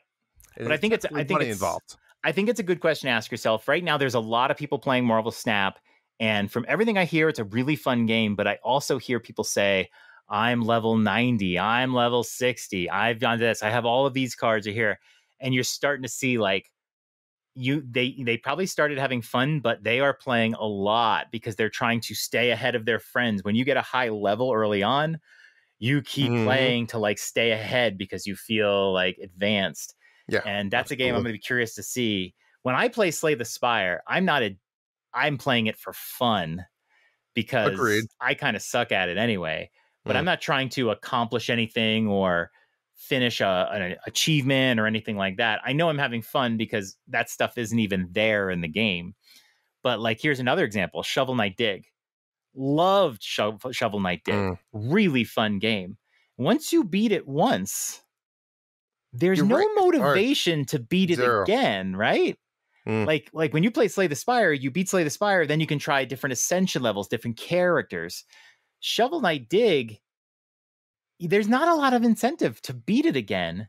So I was playing a lot of it. I played about 10 to 15 hours where I'm just grinding out, getting all the armors, grinding out, getting all the accessories for our achievement. For no reason other than I want to get all that stuff. I don't think that really has anything to do with addiction. I think that's just you're enjoying the game. You don't want it to end. No, but I wasn't. Like when I was trying to grind that stuff out, I was playing... I was playing through, not really caring if I die because beating it was not my goal. It was just earning money and doing run after run after run so I could buy this one thing. Then running, earning money so I can buy the next thing. Not that I needed them, not that it was going to give me an advantage, just to unlock all of it. And so that's when I got into the point of now the game, even though I had a ton of fun with it, Now it's at an addiction point of view where they want you to buy all the things. Maybe that you're saying that's user addiction because the game certainly doesn't require it or whatever. But agreed. Yes, that's like a good example of it. So it's a great topic. It's that's my take. User versus game design. Yep. All right. I think it's time to move on to some questions. Yep. We have a few here. We got some weird questions this week. I'm just going to warn you up front. Okay. It's pretty weird. I don't know what's going on with everybody. It's a little spooky. Question from Bob Cousy. How are you going to give $10 for a carved pumpkin when a pumpkin costs $10? Listen, not my problem. Not my problem. No different than a bounty. I don't make you buy the game. Don't buy the pumpkin. I'll tell you what. I guarantee everyone has a pumpkin lying around their house, especially if you have kids. Okay, what? Has a pumpkin lying around the house? Well, yes, Halloween. I mean, it's the fall. Everyone buys a pumpkin. Why would your kid randomly have a pumpkin around the house? Who doesn't buy pumpkins? You're telling me that people don't you'd have to buy it for your kid, right? Well, you might have bought it already or had it for a different reason. You don't have to go buy a new pumpkin. Coos, don't be a cheap ass. You get the pumpkin, you carve the fucking logo, and you get reimbursed for your fucking pumpkin. That's what I have to say about that. He's too busy with his TikTok videos is the problem. Yeah, touche though. All right, question from Chris HL94. Drew and John, if you were going to have sex with a pie, what kind is the best to have sex with, a la American Pie? Would you change it up depending on the holiday? Pumpkin for Thanksgiving, apple for the 4th of July? Is apple pie a 4th of July pie? I wouldn't picture like a blueberry pie. Yeah, it's kind of Americana. I don't know if I associate it with the holiday, but I think apple more in the fall. Apple picking. Yeah, probably. But like the whole thing is like, oh, it's as American as apple pie. I can't stand that sort of American shit. Sure. It's like, okay, yeah, maybe 100 years ago. All right. I'm going to start because I actually put thought into this, Drew. I've been thinking about this. I don't know why. It disturbs me that I'm thinking about this, but I have been thinking about this for about a week now. Okay. Here's the pie that I'm having sex with. Sure. It's going to be a cherry pie. Okay. And the reason why is because if you fuck that pie, there's going to be red shit all over your dick. And you know what that reminds you of? Popping the cherry. Just like a cherry pie. Sex during a period. So I'm basically going to have sex with grandma's cherry pie. And I'm going to say, So you want to have sex with your grandma during a period? I want to say. Is that what you're telling me? My dick's hanging out. And it's like, I fucked my grandma's cherry pie and just gross everybody out. I think that would be the most comical. I would take a picture of me just stark raven naked with cherry all over. And I would post that to Twitter for you guys. There's something fucking wrong with you. And then I put a little Manscaped ad in the corner. I mean... Dude, wow. You just watched the Terrifier. Don't you say shit about how disturbed I am. That's true. With your wife in the bed. I'm going to hit this simple and short. I think I'm going with the chocolate cream pie. Ooh. A lot of Cool Whip in there. A lot of little chocolate syrup. I feel like it was just... it would be cold. Cream pie. It'd be cold, yeah. Yeah, I guess that would be a new feeling, right? Unless a fleshlight is cold. Does that give you the same... You know, warm it up first, maybe? I guess so. Did we ever ask if that's like what happens? You warm it up. Do you? I thought microwaving was part of the cleanup process. Do you know, like, when you give your kids, like, soup in a thermos or something for school, you always, like, put boiling water in it, and then you put, like, the soup in because it keeps it warm? Yeah. You probably did it with, like, a fleshlight. You could have probably put boiling water in it to warm it up. Oh, my God. Yeah, but what if it's super hot and you go in there, you're like, ah! Well, I mean, that could be Terrifier 3. That would be a great way to go. Oh, my God. All right, last question. What do we got? This one also is from Chris HL94. He double dips. With the guys celebrating 400 episodes, how will you celebrate 400 episodes of Dad's After Dark Show? I mean, the way we put out episodes, that's like, I mean, you might be a senior citizen by then. I'm calculating it right now. This is episode 112. 400 minus 112. I mean, we only do like 25 a year. Yeah, and we do them every 2 weeks. So it would require, it's 288 episodes left we have to do times 2 weeks, 576 weeks. There's 52 weeks in a year. So it will take us another 11 years 11 to get to episode years. 400. Are we going to be doing this till episode 400? I still won't be as old as you are right now. I'm turning 46 years old this Thursday. We will be doing our 400th episode when I am about to turn 57. Holy shit. You might be a grandfather. I might be a grandfather. Yeah, probably not going to happen. We're probably not going to get there. Yeah. Wow. But we can talk about the Terrifier 9 or something like that on that episode. Well, I'm going to celebrate with hookers and some beer. And this is all going to happen while Amy's sleeping in the bed next to you. Yeah, absolutely. And a fleshlight. we talked about this. We talked about a get together or whatever, and for some reason, not a reason. I had nothing to do because I was virtually laid off from my job, and I started thinking about it. And I was like, a great place to get together with us and some other people for sort of a Dads After Dark Con would be an arcade. And so I immediately searched for what's the biggest arcade in the United States. Just curious. And there's an arcade south of Chicago called Galloping Ghost. And this is a massive arcade with hundreds of arcade machines. It's not going to be 3 hours, Drew. And I just thought it was awesome. And there's a Dunkin' Donuts right down the street. So it's like, oh, that just seems to be perfect. Dunkin' Donuts. Pay to go in the morning. We would pay to go in. We would wait. All of us would wait at the door for opening of this arcade. We'd all go in and we would stay in that arcade all fucking day and then leave the arcade, get donuts. And then we're going to get one hotel room and we're all going to have sleeping bags and sleep together. Sleep together? And then it's going to be a fucking orgy. I'm going to put your hand in the warm water. You know what I would do? When we're at the arcade, I wouldn't tell anybody, but I would hire a stripper to be there. But I would have her disguised as a bartender. And when you're in the middle of a game, I would just have her come up behind people and lift her shirt up, just rub her tits on you, and then walk away. So you'd be like, whoa, what just happened? And then she would just do it all night. Everyone thinking they're special. Everyone thinks they're special. Yeah, it'd be fantastic. That would be awesome. I really like the idea of a big arcade or something. Maybe that'll be 400. Who knows? But maybe good question. We gotta start thinking about it. Maybe it'd be 130. I have an idea for next year. Right. But yeah, there's a lot. I seen the Nintendo Dads Get Together has really inspired us to do something. All right. What we've been playing. Mario Rabbids Sparks of Hope. On the last episode, Drew, you and I didn't really talk much about this game. Just first impressions. That was it. It had just come out. You rolled credits today. I did. So we've both rolled credits on this game. I think we can talk about it. What did you think? I liked it. I actually really enjoyed it. The story, I'm not going to lie, I skipped a lot of cutscenes. Just didn't really care about the story. But I really enjoyed the gameplay. And I'm not going to lie, I actually enjoyed exploring the planets. Now, some of the puzzles can eat my ass. They sucked. They were just not even enjoyable. The statues rotating them. The statues. There was that one. The problem I had with the puzzles were there was one way to do it. And a lot of it, you had to do something and then move the piece to the next step and then the next step.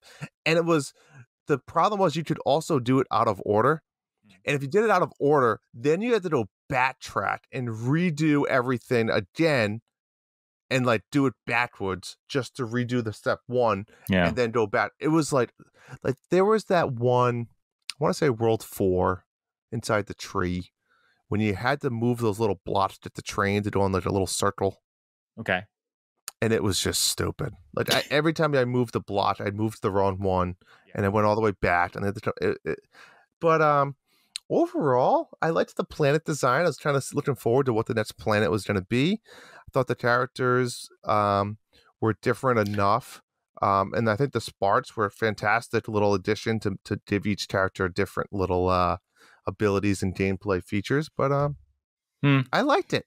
I thought even the skill tree was fun. God. Not fun, but it was nice because you could make your character different. Yeah. I'm definitely. I enjoyed it. I want to find out some specifics, but I will say Sparks of Hope is getting a lot of praise. I didn't love it as much as everyone else did. I enjoyed the battling and the gameplay and all that jazz. I wanted this to be a step up from the first one. The battle stuff, I do like that you didn't have to do your moves in a certain order and go by blocks and whatever. So like what I love to do is like move a character into place where another character can jump on them. Yeah. But then I can take that first character and now move them somewhere else. It wasn't like I had to commit to that movement, then the jump, and then that character's frozen, right? Agreed. So I liked all that stuff. So I think the battle stuff was improved. But I also remember in the first game, there was a lot of battles where you really had to use specific strategies to get through the levels. You were like, okay, I need to get a guy over there and take that guy out, then come up here. Not one single time in this game did I ever feel like there was some unique, specific strategy that I was trying. That's kind of a contradiction, right? A specific strategy that I was trying to do to get past a level. Where maybe I lost 5 or 6 times until I really found that right strategy. It really was just sending guys out and firing. It never felt really very challenging. It felt kind of random. So I do love the change in the battle mechanics. I like some of the new characters, but I just didn't like the gameplay as much. I also really didn't like the bosses. I think that's the most glaring deficiency from the first game. The first game has Rabid Donkey Kong, right? Is that what we called him? Rabid Donkey Kong? Yeah. The big white guy. Hilarious. He's in this one. He's in it like as a cameo for a power. Yeah. But like that was an amazing boss, right? He was so funny. It was hilarious. And like he'd come at you and you had to like attack in certain ways. And then there was the opera singing Rabid. That guy was awesome. I remember that one. That was, you're right. The boss battles. And then remember there was the ghosts in the haunted. Yeah. They were all just like epic and funny and fair good. Point. That's a this fair game, point. I can't even, off the top of my head, I can barely even think of the bosses and what they were. You know what it was is there was 2 of them that were just like average Joe characters that you just had to kill 3 stages. Yeah, like a little bigger. Yeah. With a lot more health or something. Like it was, I agree. Right. You beat the boss once. And then it resets the level and then you just have to beat them again. And then it resets the level. It was like, what?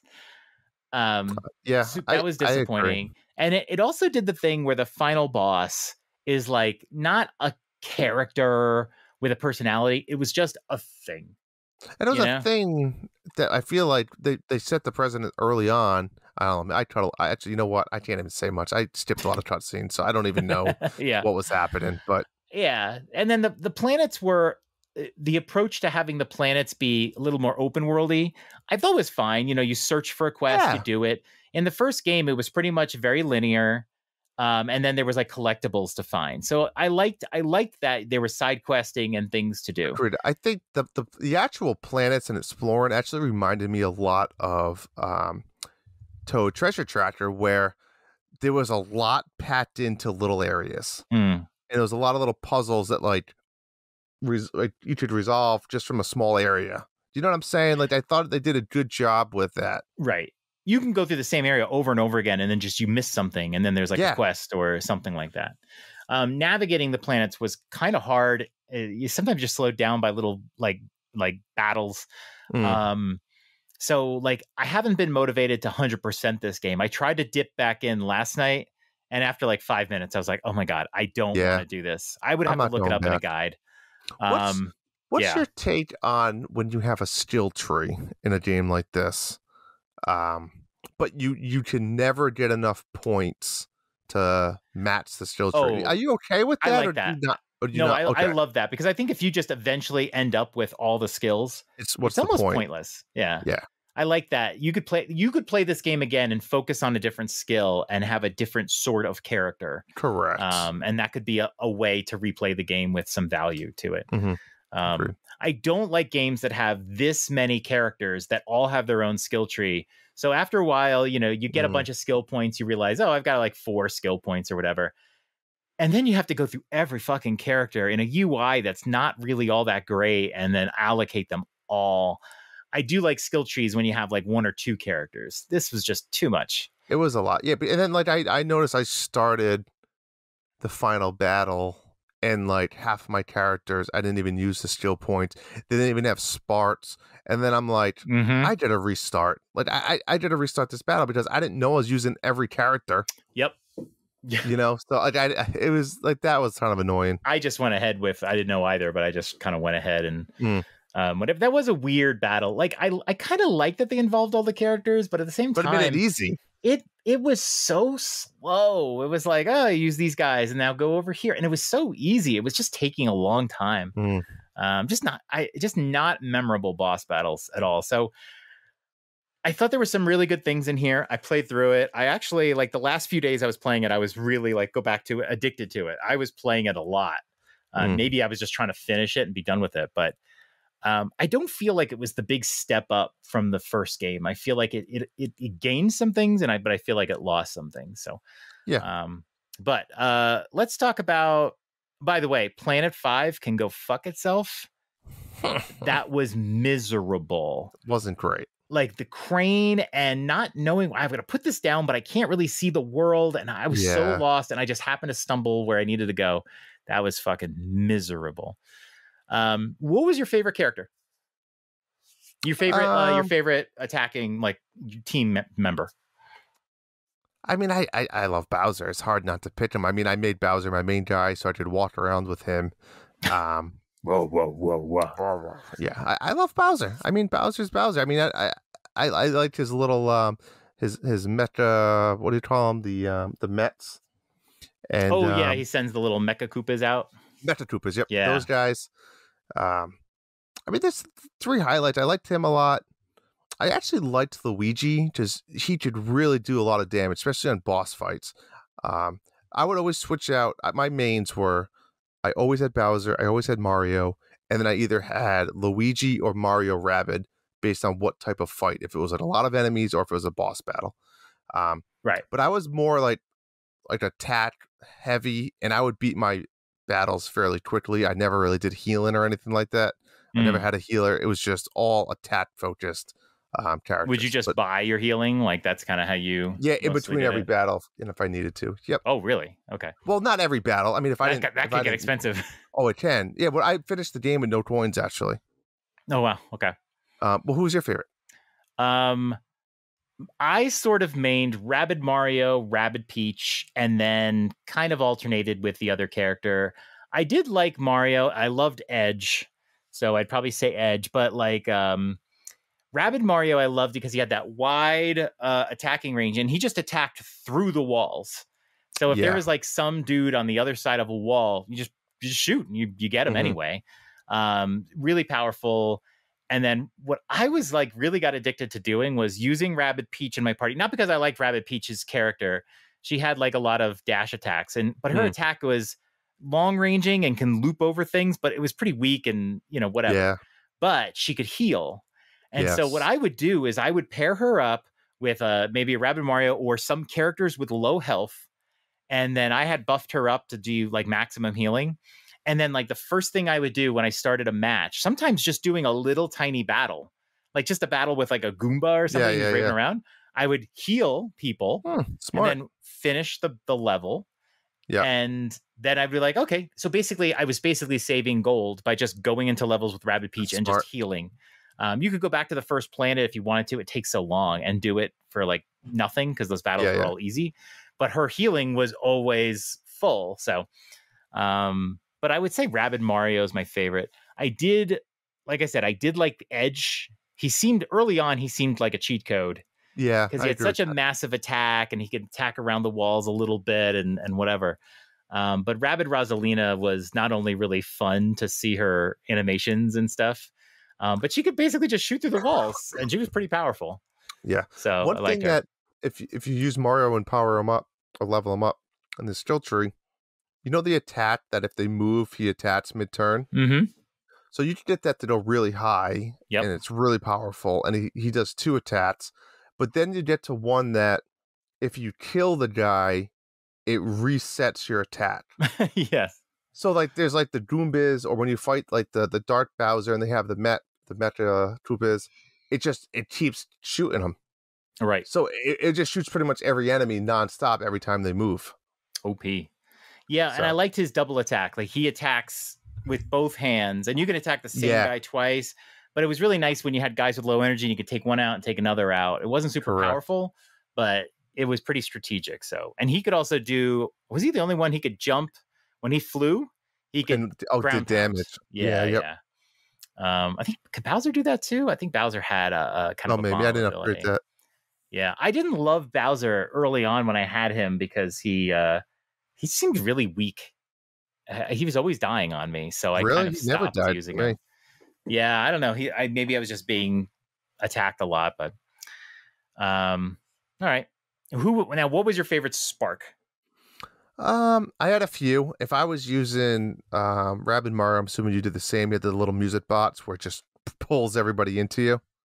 Oh, well, that was a spark power. I didn't really like that power. I mean, if you have Rabbids Mario, it's fantastic. You pull pretty much everybody on the board, and then you attack all of them. I never really thought to pair that with Rabbids Mario. Now that you say it, because I got that one with Bowser, and so I just associated it with Bowser in my head. But you're right. Now that you're saying that, the Rabbids Mario. Oh my god! You could pretty much kill like 6 guys with one turn, just him, because he does so much damage too, and he does all of it. Right. Exactly. That one was really good.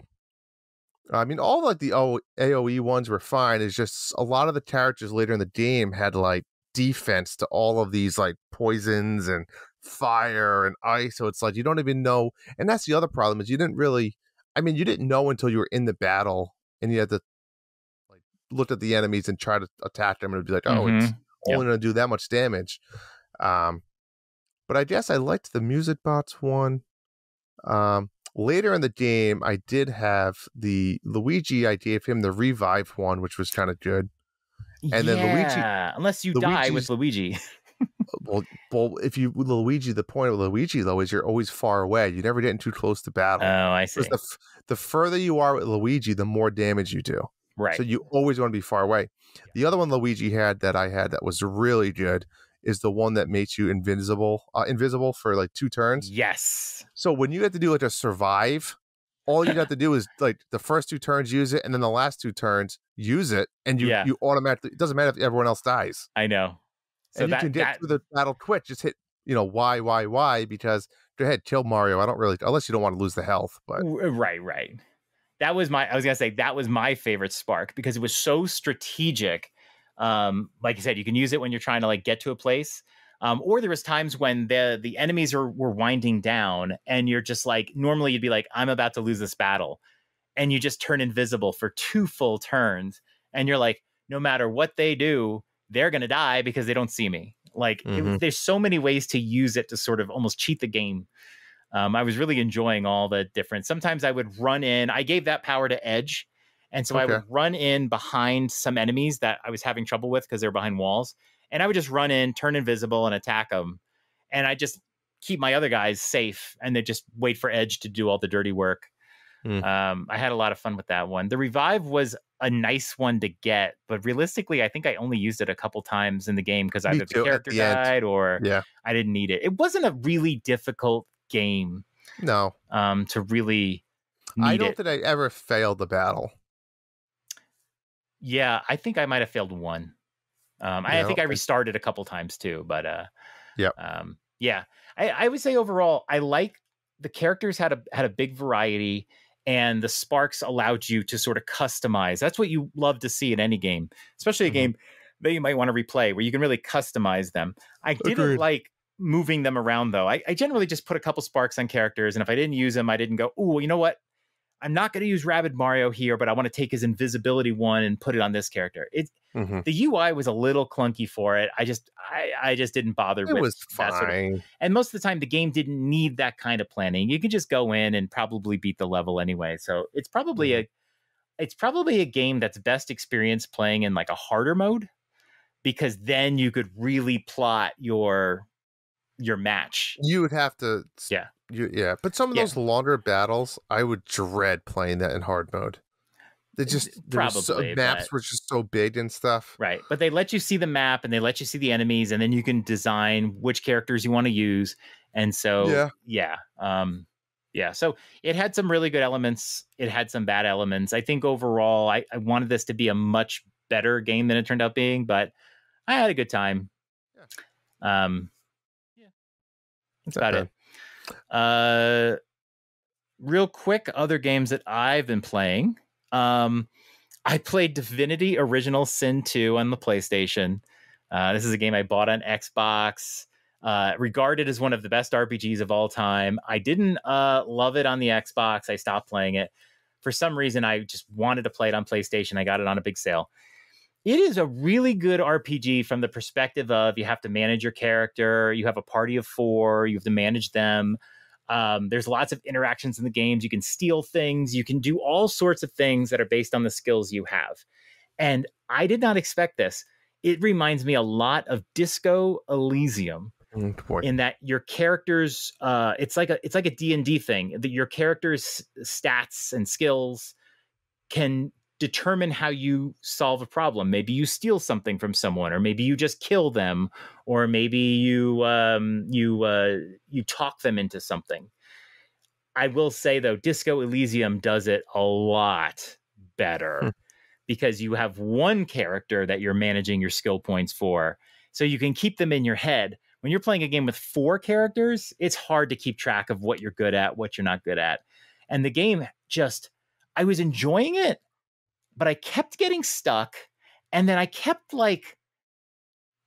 just losing interest in you have to manage the equipment of every single character. You pick up something, you go through it. I don't know. It just felt like a lot of work.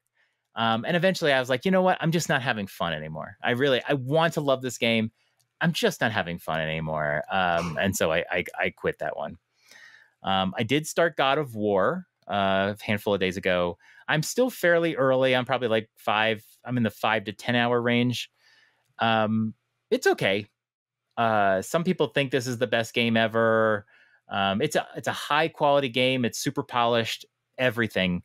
I don't find Kratos to be a likable character. He never has been in all the God of War games I've played. And it's also clearly built on the Last of Us engine. And I don't know, I just find the characters and the game Last of Us just so much better. So I'm continuing to play through because I feel like the story will progress to a point where I do really enjoy it. But I'll be honest right now, I'm not really enjoying it all that much. I'm just kind of going through the motions right now. But really polished, really good, like boss battles, stuff like that. There's some good story beats that are going on, not great. But I'm going to play it all the way through. I'll give a good review on this next week. And then I am replaying Persona 5 Royal.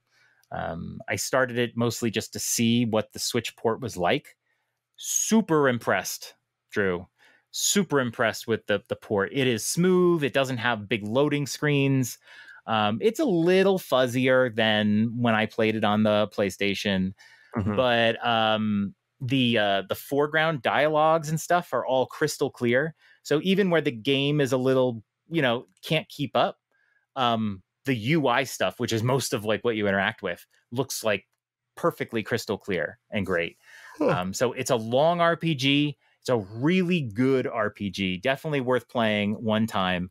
I am about 15 hours into this playthrough. At some point, I might just stop.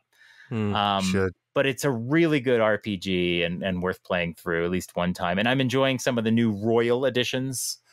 I keep running into new things. They just improve the game in so many different little ways. I haven't gotten any of the new characters yet, but I'm hoping that'll come soon. I don't know where they are. So we'll see. I might stop playing it tonight. I don't know yet. That's what I've been playing. Lovely.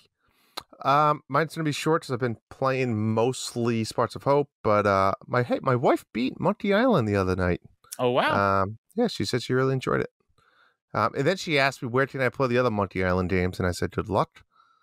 I had to go boot up and play Mario Party 2 tonight, so I did a playthrough of that on the pirate map. Since that game runs good, runs smooth. I actually played it on my Pro controller because my 64 controller was not charged. It's fine. I just hate it when you play 64 controller games on the Pro controller. The button mapping is so screwed up. Yeah, it's really bad. It's hard to even figure out. Such a unique controller, the N64. It is. And then I played also today. I gave the Resident Evil Village Cloud version, the demo, Joe. Wanted to see how it runs because I really enjoyed Guardians of the Galaxy Cloud version. And I remember playing that demo, which was pretty significant. I mean, I don't want to say significant. It was short, but you got to do a lot, right? You got to use all your weapons. You got to go through some stuff, fight some enemies and stuff like that. So the Resident Evil Cloud demo, let me first by saying it looked fantastic. I will say the Cloud games that I've tried and played on the Switch look fantastic. Like, they look better than any other Switch game I've played. They really do get that if you have the internet to do that. Now, I will say I spent more time setting up the game, meaning you go through settings for like darkness and brightness and language and subtitles, this and that, than I did of playing the actual game, John. You get 5 minutes of the demo. That's it. Yeah, but it's mostly like a network demo, really. But John, the problem I have is you start out in like this dungeon cellar basement, right? It's very dark, which it looks fantastic with the flashlight. It looks really good. And you have like a knife and a shotgun or whatever. There's zero monsters. You don't even fight anything. All you do is walk around in this dungeon. You break a box or two. You pick up some ammo, and that's it. So I was like, how can I tell how it plays when I'm not doing? There's no movement or action. Right. Like, I want to fight. I want 3 guys and shoot the shotgun to see how that reacts on a demo.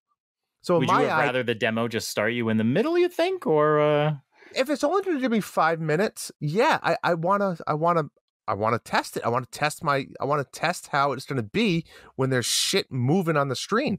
I mean, anybody can make a 5-minute demo look fantastic on the cloud version, but I want to test like shit happening.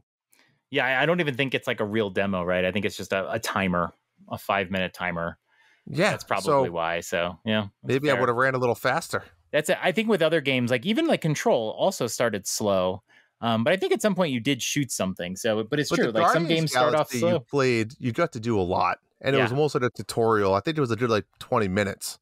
And it's colorful and they did a really good job at showing it off. So anyways, I will not be picking up this game because I'm mad. It was only 5 minutes, and is it? You played it in first person, right? Because that was the original game was first person. I did. Okay, it ran a lot smoother than Resident Evil 2. I'll tell you that much. Resident Evil 2 on Switch?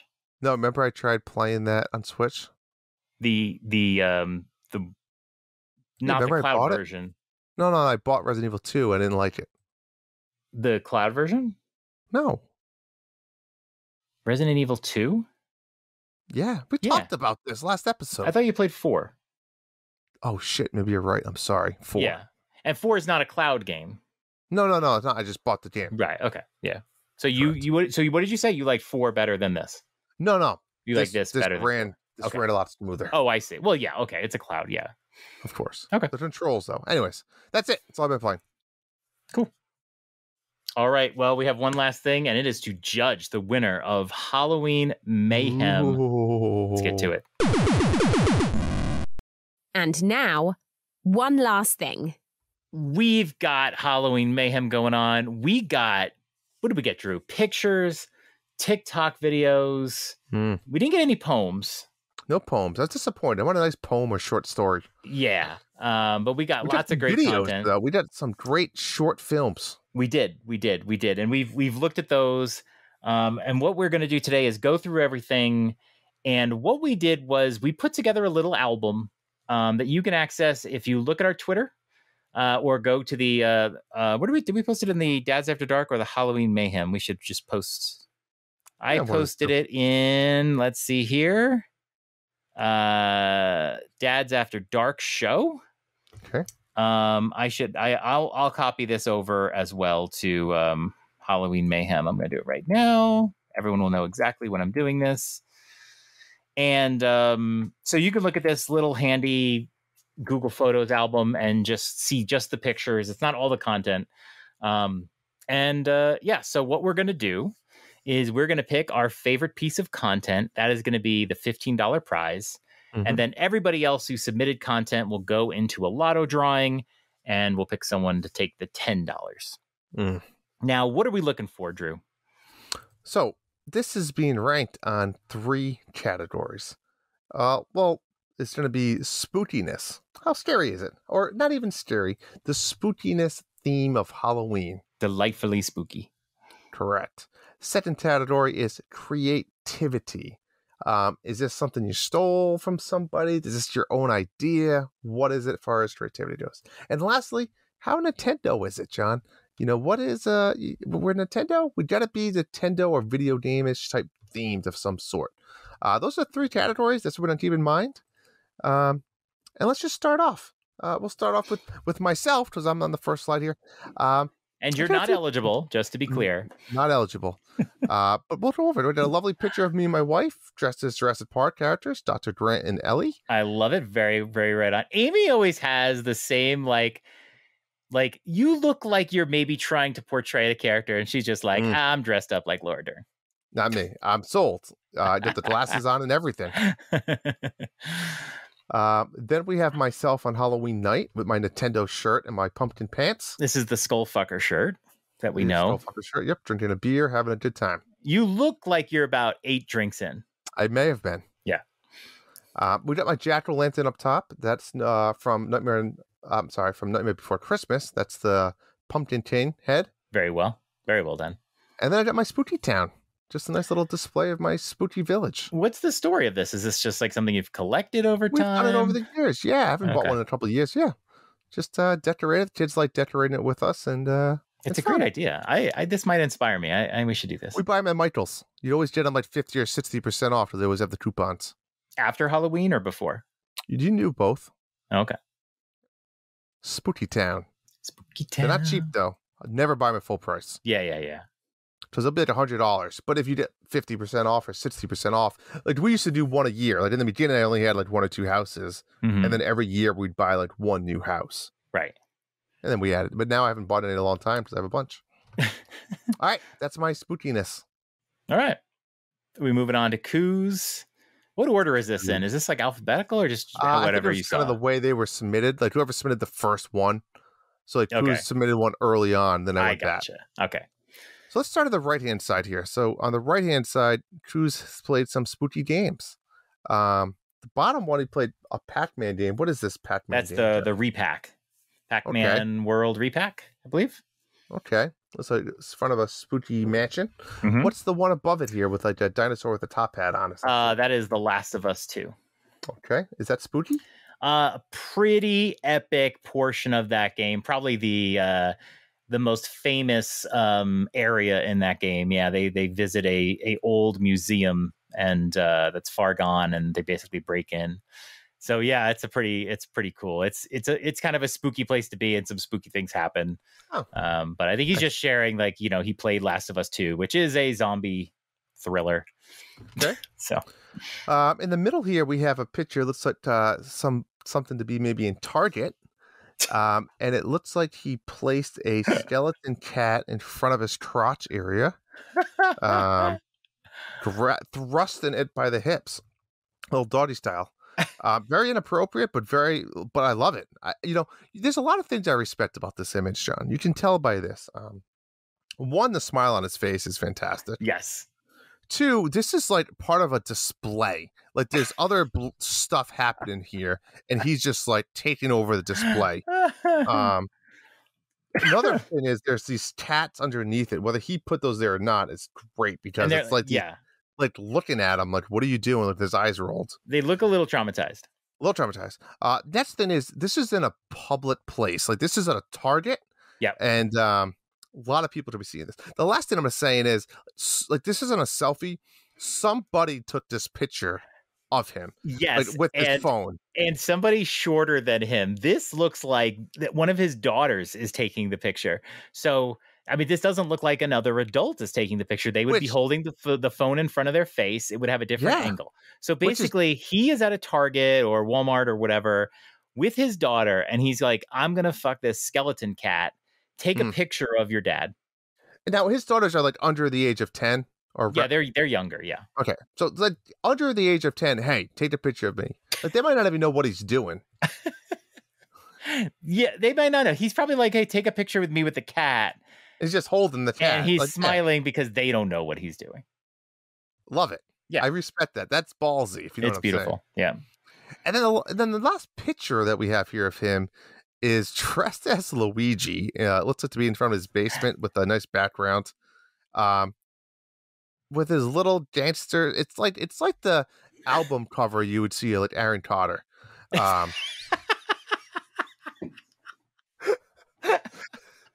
I mean, am I wrong? No, it looks like a band photo, but it's like it's like a rap album or something. And he's got one lens in and one's out in the glasses. What's the story behind that, you think? I mean, that is a style among some people. I think he specifically mentioned ODB.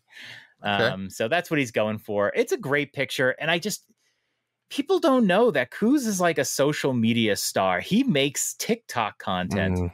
And, he just probably spent 2 hours getting dressed and taking how many pictures to find the perfect one. He gets this perfect pose and submits it. I love it. Who do you think took this picture? No, I think this is just like I think he just set a camera on something and put a timer on his phone. Now, we can't forget about the last video he submitted. Which one was that? This was the TikTok. The TikTok video of the alcohol and the reptiles with the my God. Yeah, that I've watched that video so many times. It cracks me up every single time. Me too. Yeah. It's amazing. So I want to nominate. Are we going to nominate? Like, we're going to do some nominations just to record let's go it? through all of them and then we'll go back. Okay. I think this one needs. I'm going to take notes as I go. Star. This needs a gold star. Yeah. This is a recognizable one. Well done, Truzy. Okay. Next one here is Game Pass news buddy Sean Abbott. So he shared a few things here. At the top right, he submitted this little homemade spider out of 3 pumpkins. Right, kind of glued the pumpkins together to create a body and used like pipe cleaners for the there's legs. like a white pumpkin in the middle too. Very clever. Very cool. Is that a mustache or fangs on the fangs? pumpkin? It's fangs. Fangs with some doodly eyes. Fu Manchu. Bottom right, he made an Among Us. My kids really appreciated this pumpkin, by the way. You know, I never dived into like the engraving of pumpkin carving. I'm pretty straightforward guy. Like the scraping, carve it, scraping. Yeah. I wouldn't know how deep to scrape. That's what she said. It's very clean though. This is a very clean pumpkin. Well done, Sean. Very clean. Yeah, it lights up really well. Very oval pumpkin. They make pumpkins different in the UK. Yes, they're like square in the UK, and they have a mascot, a square pumpkin mascot. So yeah, they're square, and no, they're not. They're just regular pumpkins, Drew. I thought you were going somewhere about that. Anyway, well, have you ever heard of Spookly the square pumpkin? I mean, I have. Is that okay? Is that from UK? Isn't it? I think it's British. Anyways, 2 lovely pictures of his kids. I'll tell you what. Whoever did the makeup on his daughter, that's a creepy costume. I love it. Yeah, She's dressed as like is that like a zombie bride of some sort? A little. Yeah, I think is it like a Coraline thing? No, I don't know. No, it reminds me of like the bride from the Haunted Mansion in Disney. Yeah. The one that kills all her husbands. Kills all her husbands. Yeah. And then his little guy looks like a Ghostbuster. He is a Ghostbuster. I can't read the label on it. I don't know if it's a specific one. Yeah. It says, what's the guy's name? Ven. Oh, I see it. Venkman? Oh, wait, yeah, it does. It says Venkman. Yeah.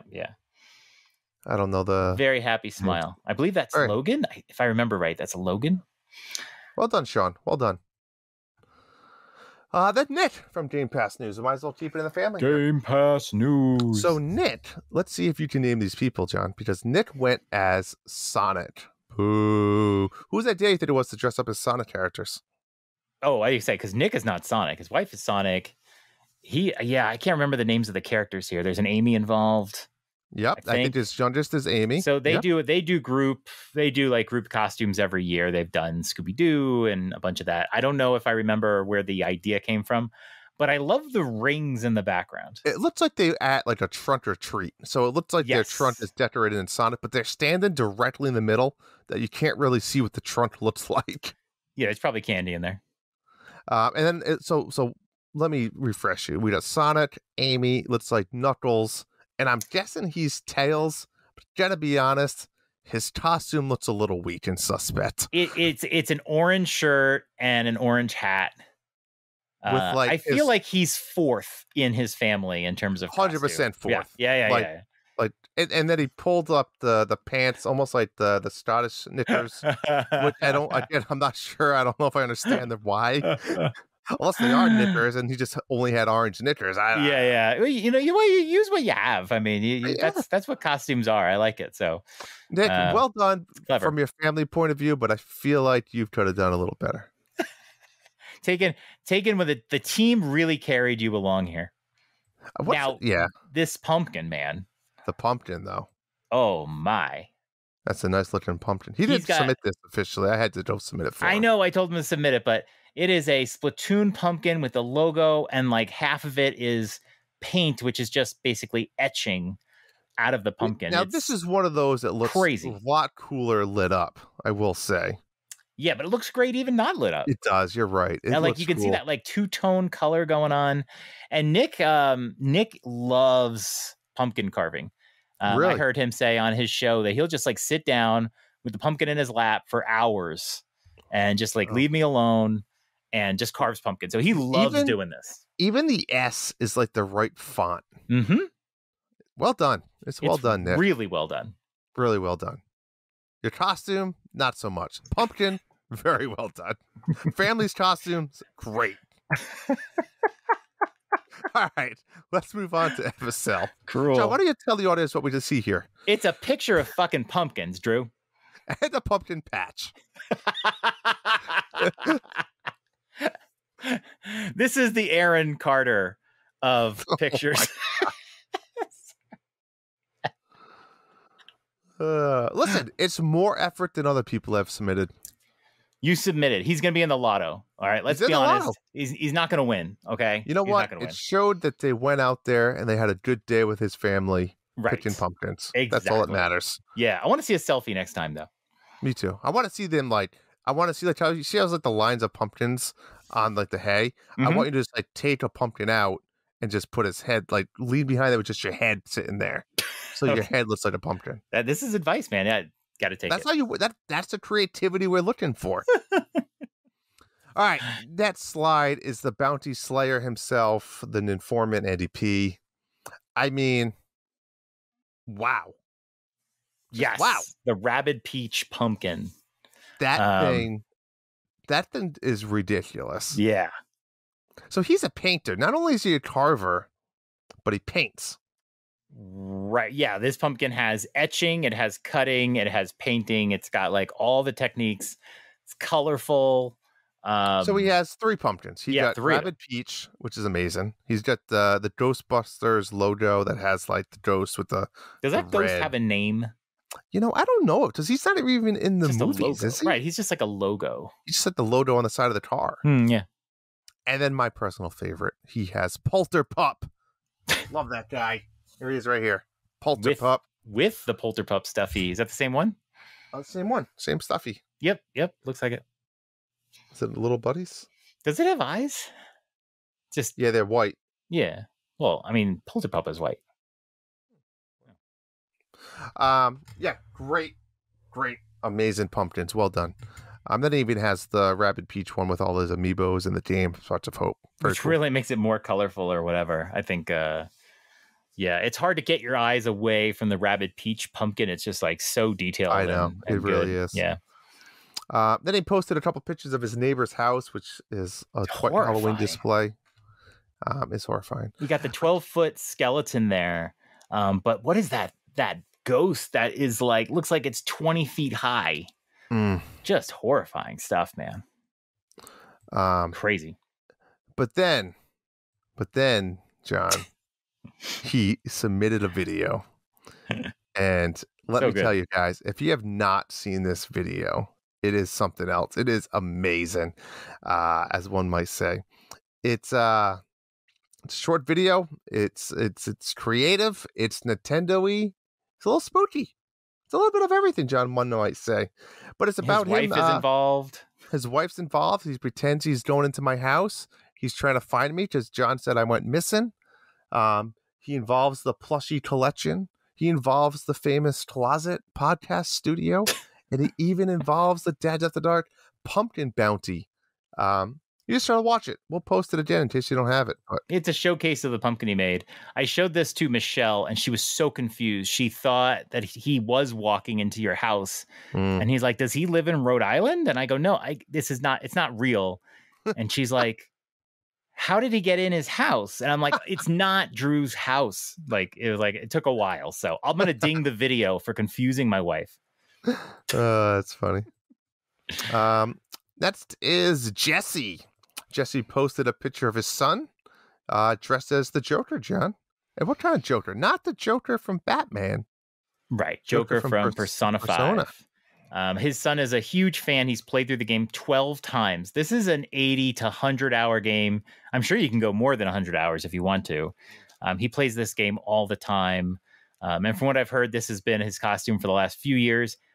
I don't know what his son's name is. If it's Link, I know it's Link, the handle. Is that his name? I'm not sure, but Link double K in the Discord if you want to. Jesse just refers to him as Link now. Yeah, I don't even know if he has a name or it is Link. I don't know. Nameless. So as you are playing Persona, how would you rank this costume? It's a good costume. Yeah, he's got the dagger he's holding is sort of, I think you start with that. And then you get the long jacket and the mask. I think it's pretty much the basic elements, and the red gloves. Sweet. Yeah. All right, good. Thanks, Jesse and Lake. Next one here is from a new person. I don't know if we've ever had We've had Quagmire do some things. Oh, we had. All right. Giggity. Quagmire has a nice picture, I'm assuming, of him and his wife. Mm-hmm. Now, this is tricky because there was a description that came along with this picture. Yes. I don't know. Without the description, if I saw these two at like a Halloween party, I think I would be like, what the fuck are you dressed as? Yes. What is the story on this one? The only story we know is he says in captions, the professor that knots up his student. Yeah. Now he's just dressed up in average business casual. Looks like some slats, tucked in dress shirt. No, I think he's trying to be a professor. Yeah. And she looks like she's in some type of graduation gown. Yeah, she's definitely in a graduation gown. and pregnant. Right. So this is like one of those things where you're not sure. Like if you're there, you're not sure if it's a costume. I wonder if there's just some awkwardness or whatever. Like, oh, hey, what are you? And you're like, I'm the professor that knocked up my student, So it's like, okay, all right, cool. That's probably not. That's kind of shunned upon, I think. I don't know. Maybe that's in the Terrifier movie. Ooh. But yeah, we got it. I like it. I like the creative costumes where you're like, you're not like, I'm not dressing up like Frankenstein or something like that. It's like, I am a holy roller, or something like that. So, yeah. All right. Next one here. Man, it's late. It's already 10:30, past my bedtime. All right. Frosticles. Some nice pumpkin carvings. I still like to call him Frosticles. I don't know why. You can do that if you want. I'm going to call him Frosticles. I like this creativity here of taking the pumpkin carving, like the stuff you actually are cutting out, and redistributing it back into the jack-o'-lantern. Mm-hmm. So, for example, here all the way on the right, you see these big eyes and then a big mouth. Scary but teeth. It looks like the teeth were made of pumpkin. Yeah. Yep. And they're horrifying. Like it's like a dental nightmare. Correct. Then we have an Among Us pumpkin, another one. Very famous game. And then the last one here, it looks like they use toothpicks of some sort. Yep. Clever. I've seen that. Yep. Really creepy. I like Very it. Cool. I like it. I don't know what happened, John, but we're recording, but I can't see you anymore. But that's okay. But I miss you. Oh, really? Oh, I can see you. I messed up. I was doing the picture-in-picture thing, and then I tried to go back, and now. I can finally take my shirt off now, I guess. Jeez. Why don't you take your pants off too? Now we came to some guy named Zablanc. That's right. Let's talk about your little kitty cats here for a minute. Oh my gosh. So when you put a costume on a cat, Doesn't go well. They don't react the way like a dog would. They kind of like hunker down. They do weird things. If you look at the picture on the left, Cannoli's up in the front. She's the black and white cat. She's actually backing up when I take that picture. She's like in reverse mode. Cats don't know how to process when you put a costume on them. So it's kind of hilarious. So she's like backing up, and she's got like a monster head with 3 eyes. And then we put like a rat that's like riding on her back. So it's just really like 2 costumes in one. It's 2 costumes in one. Yeah, we have a bunch of little Halloween costumes for the cats, and the kids just kind of like overlapped a couple. The poor cat. And then Joni, who is the gray one, she's wearing a banana costume. So she's lovely. And the funny thing is, the banana costume makes her look like the villain, the first season 1 villain from, what do they call it in Stranger Things, where it's like the face peels away. The Demogorgon. Yeah, which is always funny to me, but yeah. So that's what we have there. And then those 3 pumpkins are done by my kids by themselves. I gutted them and then we just let them go. The one on the left is funny. That is Cedric's. Cedric kept going upstairs because he didn't have the attention span to just hang out with us. And we had limited pumpkin tools. So instead of just waiting around, he just went upstairs. And then the other kids finished their pumpkins. And then it was like Cedric had to come downstairs when we were all done. And I just thought he was going to rush through his pumpkin and it was going to look like shit. And I looked outside, I was like, wow. I was like, that looks really good. So, yeah, look how smooth it is. Yeah, it's a really well done carve. So the middle one was done by Sebastian. He's starting to experiment now. He's like getting to the stage where he doesn't want to just make a face. So he carved a cat out of block of pumpkin that he made and then used toothpicks to sort of have the cat sort of float in the middle. So that one didn't last a day. Like the cat sort of like dried up and was falling apart before Halloween started. I don't get it. I don't understand. Yeah. And then the third one, I'm not sure what my daughter did. She's the artistic one, but like you can see pen ink on there. I think she was going to do an Among Us character, but that looks like a crow. I don't know what that is. I think what she was trying to go for didn't work out. So a little surprising, but yeah, I have to look up and see what it is. I really don't know what that is. I feel like she got the best pumpkin though. That looks like a nice shaped pumpkin. It's a pretty solid pumpkin there. But you know what? You said Sebastian did the first one? The middle one. Sebastian did the middle one. Cedric. Yeah. I mean, he went with the pumpkin shape. It was kind of like a shorter, wider one, and I feel like the face works with it. Right. Yep. Okay, I'm looking it up now. That is an Among Us character that my daughter did. It's an Among Us character wearing like a skin. Okay. So it's like a little, what do they call those guys? Like a plague doctor or something? A plague doctor. Yeah. So that it's wearing a skin. So it is an Among Us character wearing a skin. Nice. Well done, but you cannot win either. Well done to your kids and your kitties. Ineligible. All right. Next one here is from Dillion and Drews. How is this not misspelled? Dillion, I'm so sorry. No, it's not. You know what it is that the third letter there is just a lowercase L. Okay, but like it's all capital and you put a lowercase L as a third character. It looks like Diilion. It doesn't matter. It does. We know. It matters to Dillion. Dillion. Is this Dillion? Is this Mario Dillion? Yeah. Nice. Is it just me or is he 7 feet tall?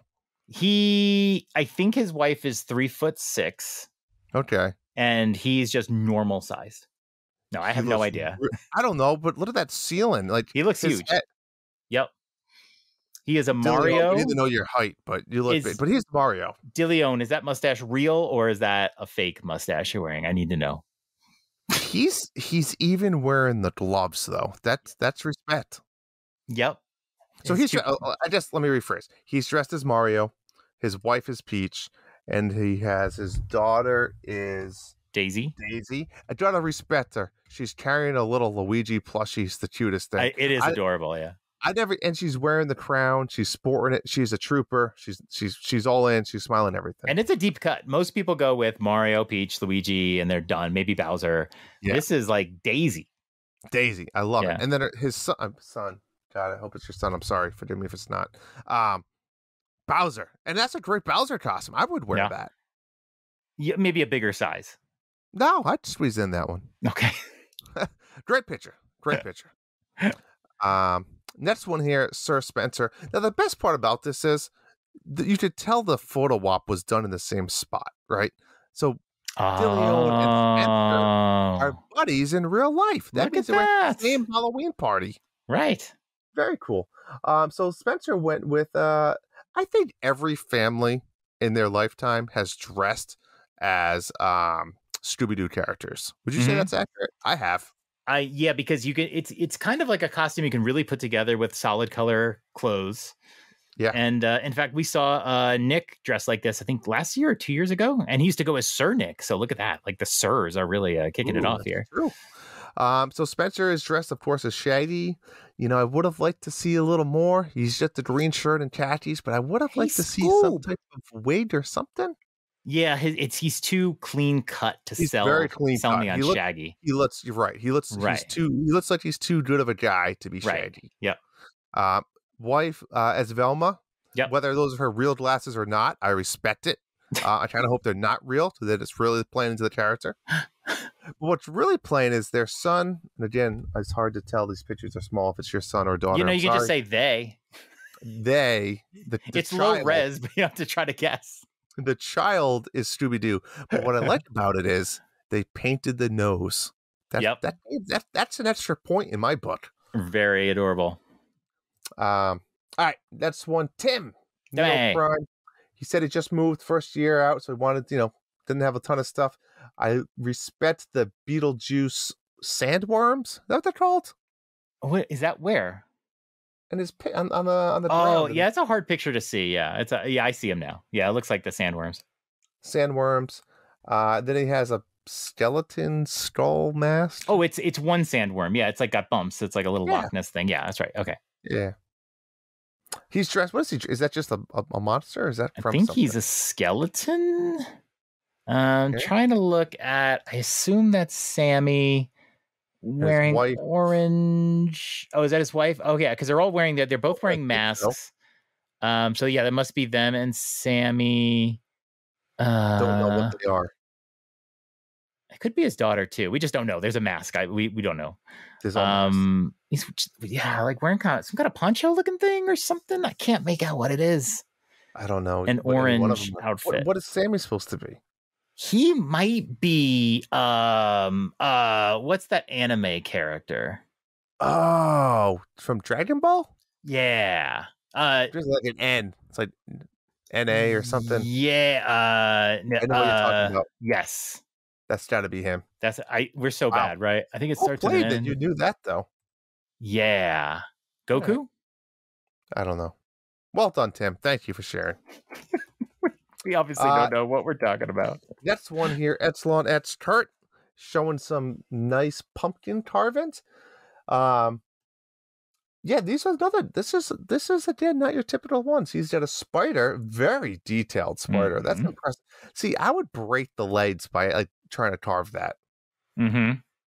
And then even the ghost is no joke. Yeah, the ghost is a little easier. It looks like a sex ghost. I'll give it credit for that. Would you insert your penis there? The spider, would I? Listen, it does not look as bad as last year's sex ghost. No, but here's the question. Would you insert your penis in the mouth or the eyes? Because there's a size difference there. I think I would turn it upside down and try to put my balls on the eyes. As soon as you said that, it occurred to me. I would let the balls rest on the Oh my god. That could be something in Terrifier 3, like for real. I think me and you need to make Terrifier 3. You know what I liked about this picture is how are they light these pumpkins up so damn good? Like how many? I think it's the camera. I think it's the camera at night. I think it's really just a byproduct of it. It's hard to really light up a pumpkin really good, but I think you can do some good effects. I think that's what it is. It's just a lack of light.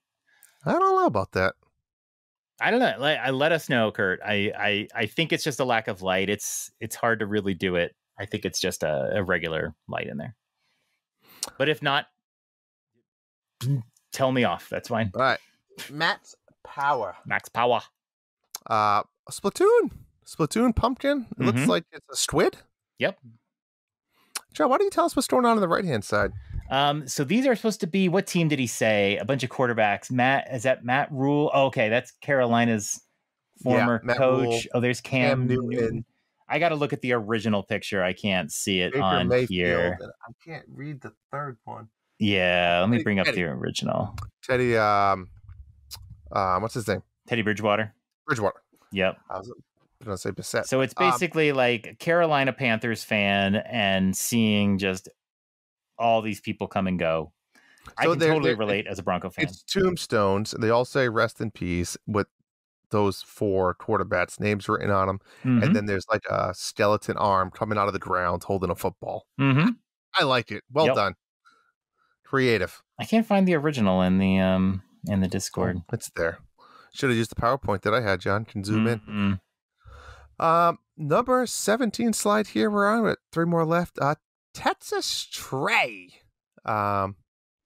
This is a funny one. It looks like his son is going as Cuphead. Why would you say son? You can't even see the head. I don't know. Why? You think it's a boy? You think it's him? No, I just have no idea. It's like they have a total mask on. I'm pretty confident in this one. Isn't his daughter in the background dressed up as a fairy? That's fine. Unless he has 2 daughters. I see it. I just think it was funny because you were saying that before. So what is he holding? Is he holding something that's part of his costume? It looks like a pencil or a wand. I don't know if it's related to Cuphead. It could be candy. Pitsy stick? It could be. Like I don't think it's related to, because in Cuphead they just use their hands to fire. How is this cardboard? I'm assuming it looks like a cardboard mask that they made. Pretty cool, but how is that attached to his head? I'm gonna imagine there's tape involved. And how does he see? I don't think he can. I think he's walking around blind. No. I respect it. I don't know. It's very good. All right. Next one here, Chris HL94. He's a Jedi. He's a Jedi.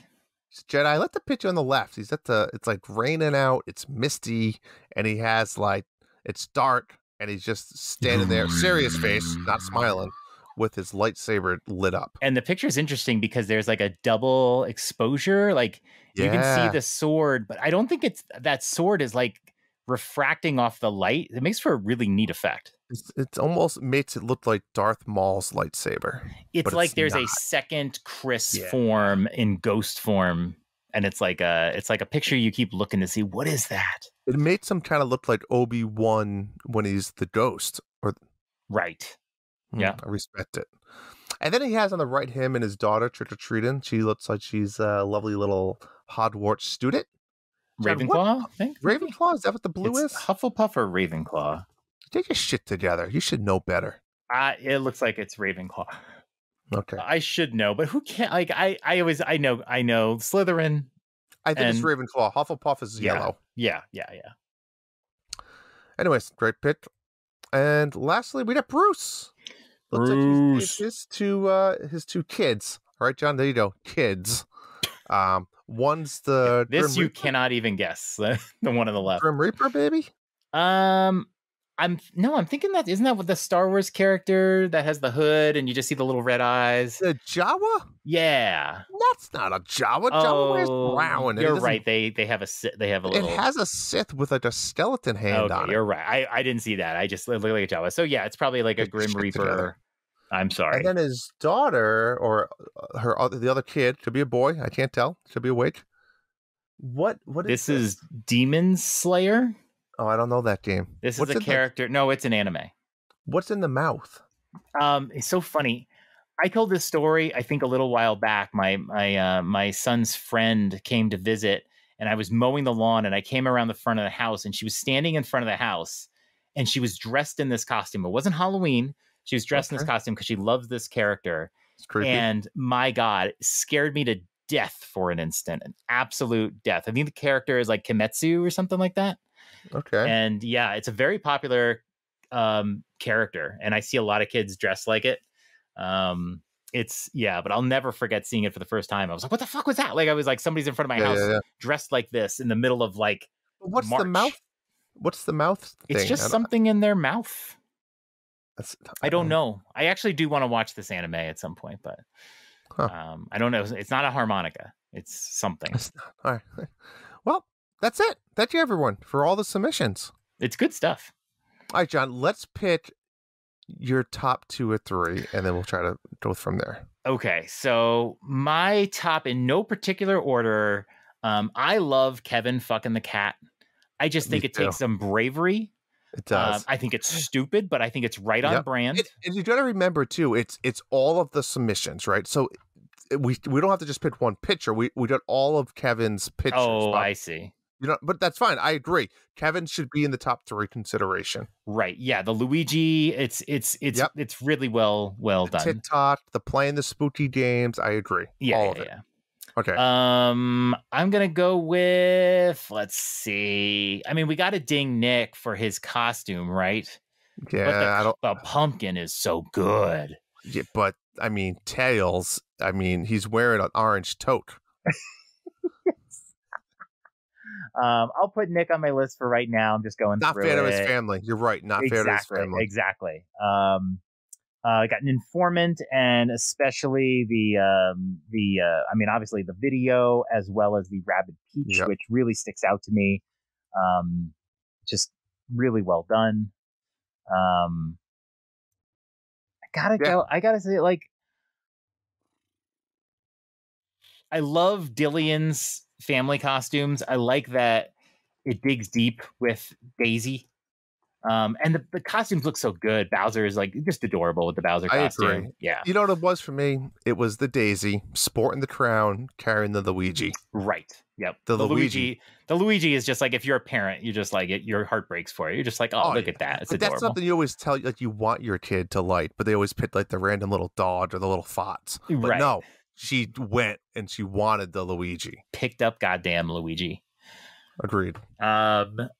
And then, like, I like the Texas Tray Cuphead. That just seems like that took a long time to make. I'm just concerned that he can't see. Or she. I think, should we report Texas Tray? I mean, like, is that child abuse or no? Unless the mouth, you can see through is the mouth like mesh?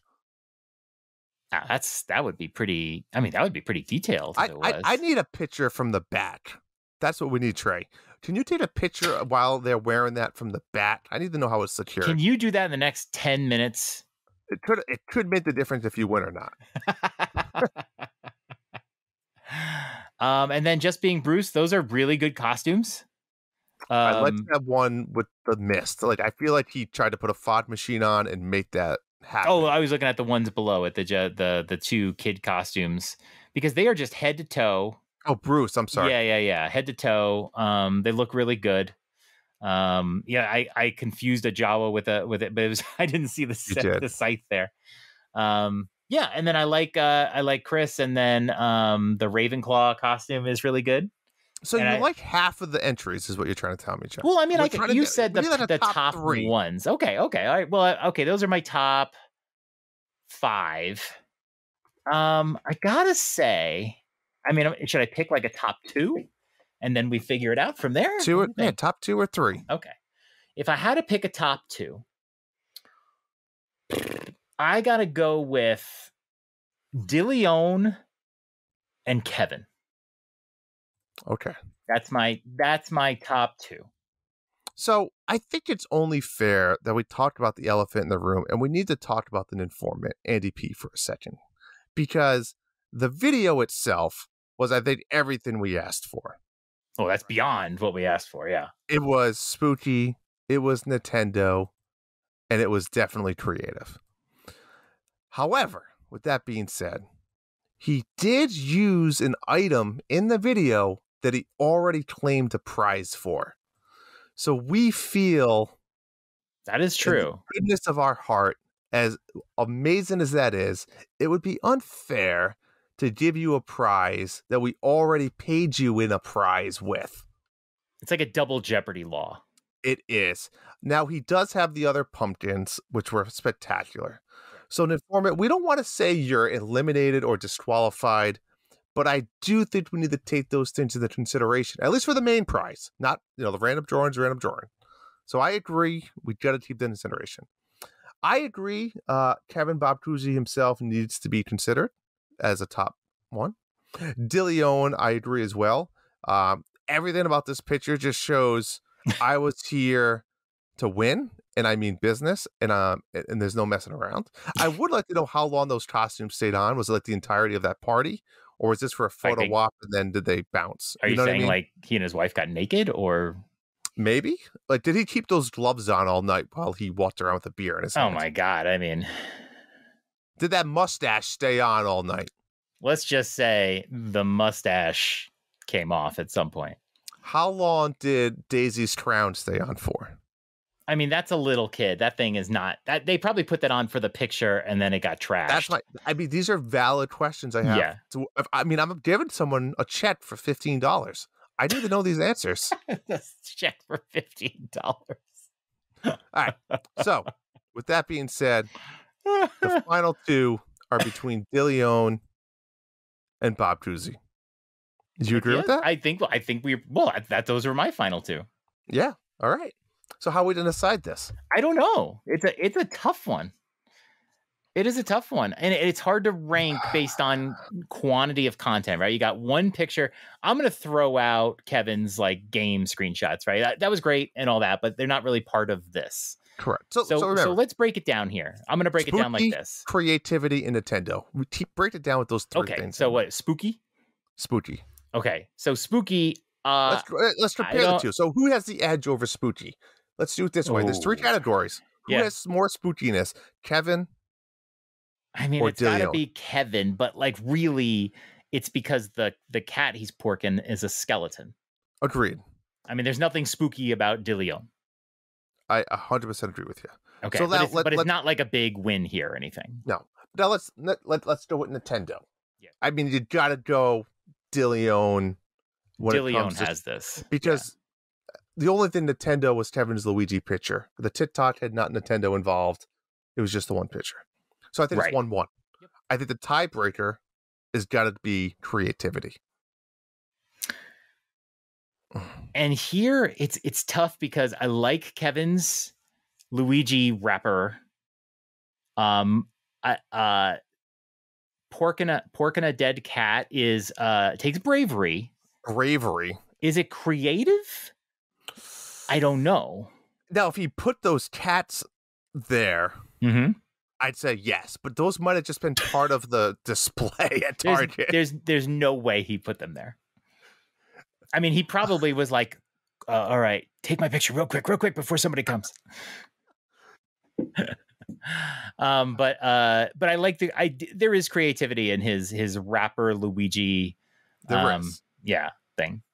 Album cover. Right.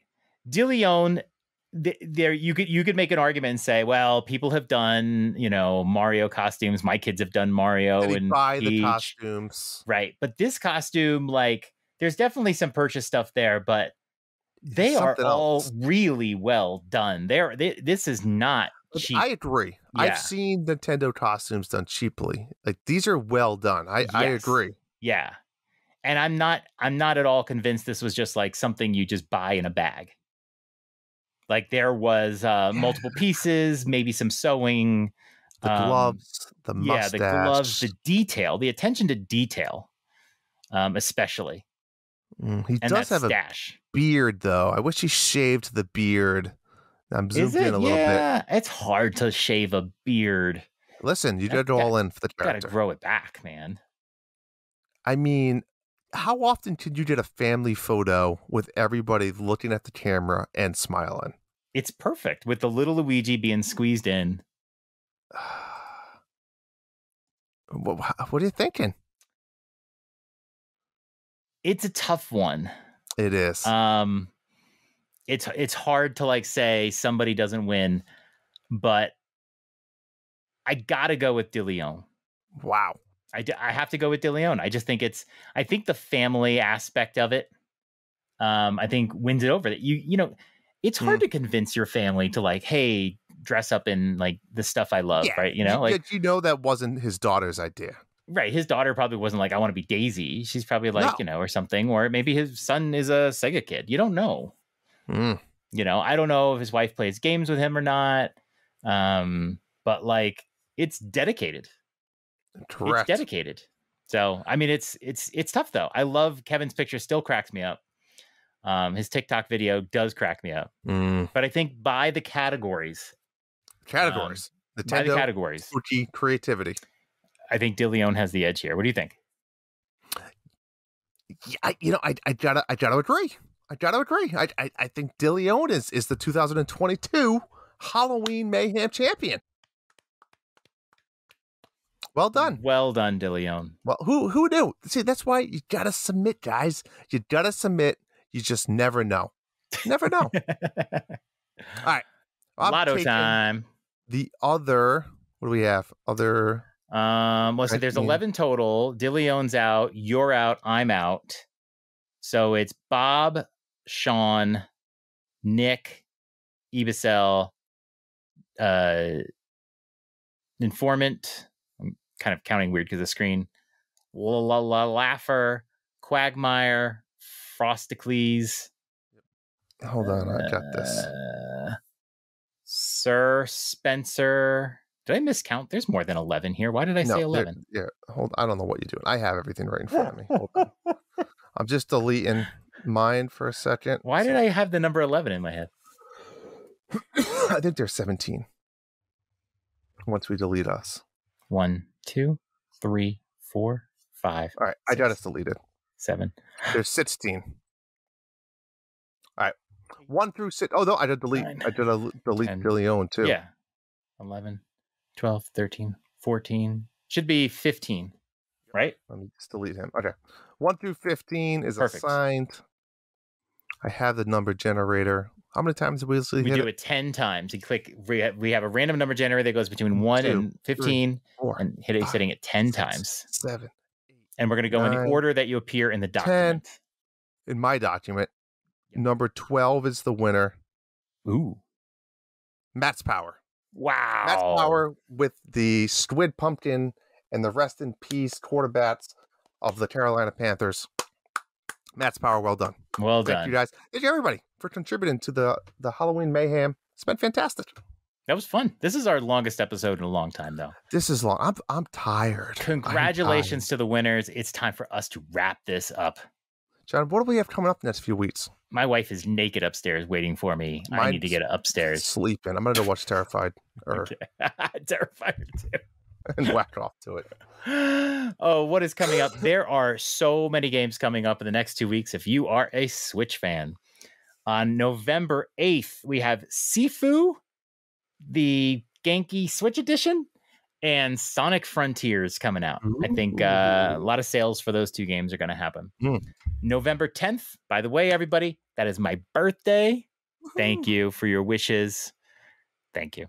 November 10th, we have Jurassic World. This is something Drew put in there. I don't know what the fuck this is. I added this for you, John. It's a survival adventure game. It looks just like the Walking Dead one. Oh, my God. Jurassic World Aftermath Collection. It is a survival adventure game. Also on November 10th, Dying Light 2, Stay Human, Bloody Ties. I think this is a cloud edition. I don't have it written down, but I think this is a cloud game. Sure. And Atari, just for Jesse, Atari 50, the Anniversary Collection, also November 10th. On November 11th, we have Tactics Ogre Reborn, and we have Resident Evil 2, the Not for Marty edition. That's right. It's a cloud game. I'm really excited. For a while, I really wanted to play Resident Evil 2. I would just buy it on PlayStation, Don't do it. But yeah, that's interesting. It's on Switch now. November 15th, Bravery and Greed. Drew, you excited? It's a Drew game. November 5th. I said that right. November 18th, the big one on this list, Pokemon Scarlet and Violet are both coming out.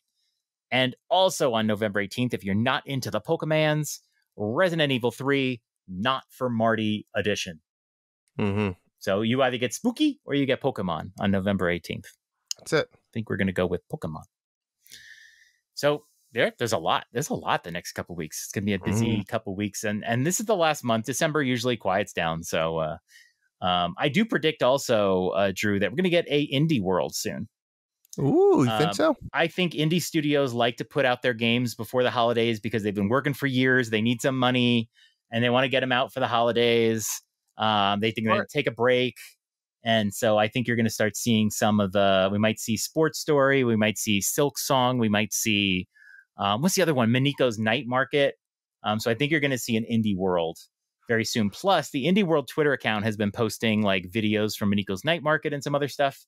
And they say coming soon. So you gotta have an Indie World. All right, I'm all in. Yep. Cool, great show, man. We hung out for 3 hours here. Wow. It's incredible. I can't see you anymore, but I know you're there. I've been seeing you this whole time. You look amazing. You've grown 5 o'clock shadow this entire episode. Wearing the shirt. Love it. Rex in effect. Rex in effect. I'm out. I'm going to bed. All right. Good night, Boo. Good night, Dads. The Dads After Dark show is part of the Nintendo Dads family of podcasts. You can subscribe to us anywhere podcasts are available, including iTunes, CastBox, Spotify, and Stitcher. Also, don't forget to leave us a 5-star review. Pretty please. Be sure to join us on the Nintendo Dads Discord in our Dads After Dark channels for some naughty After Dark talk. Follow us on Twitter at @NDadsAfterDark or email us at dadsafterdarkshow@gmail.com. And a big thank you to Family Jewels for our show's music. You rock. That's all for tonight. Good night, Dads. Sweet dreams.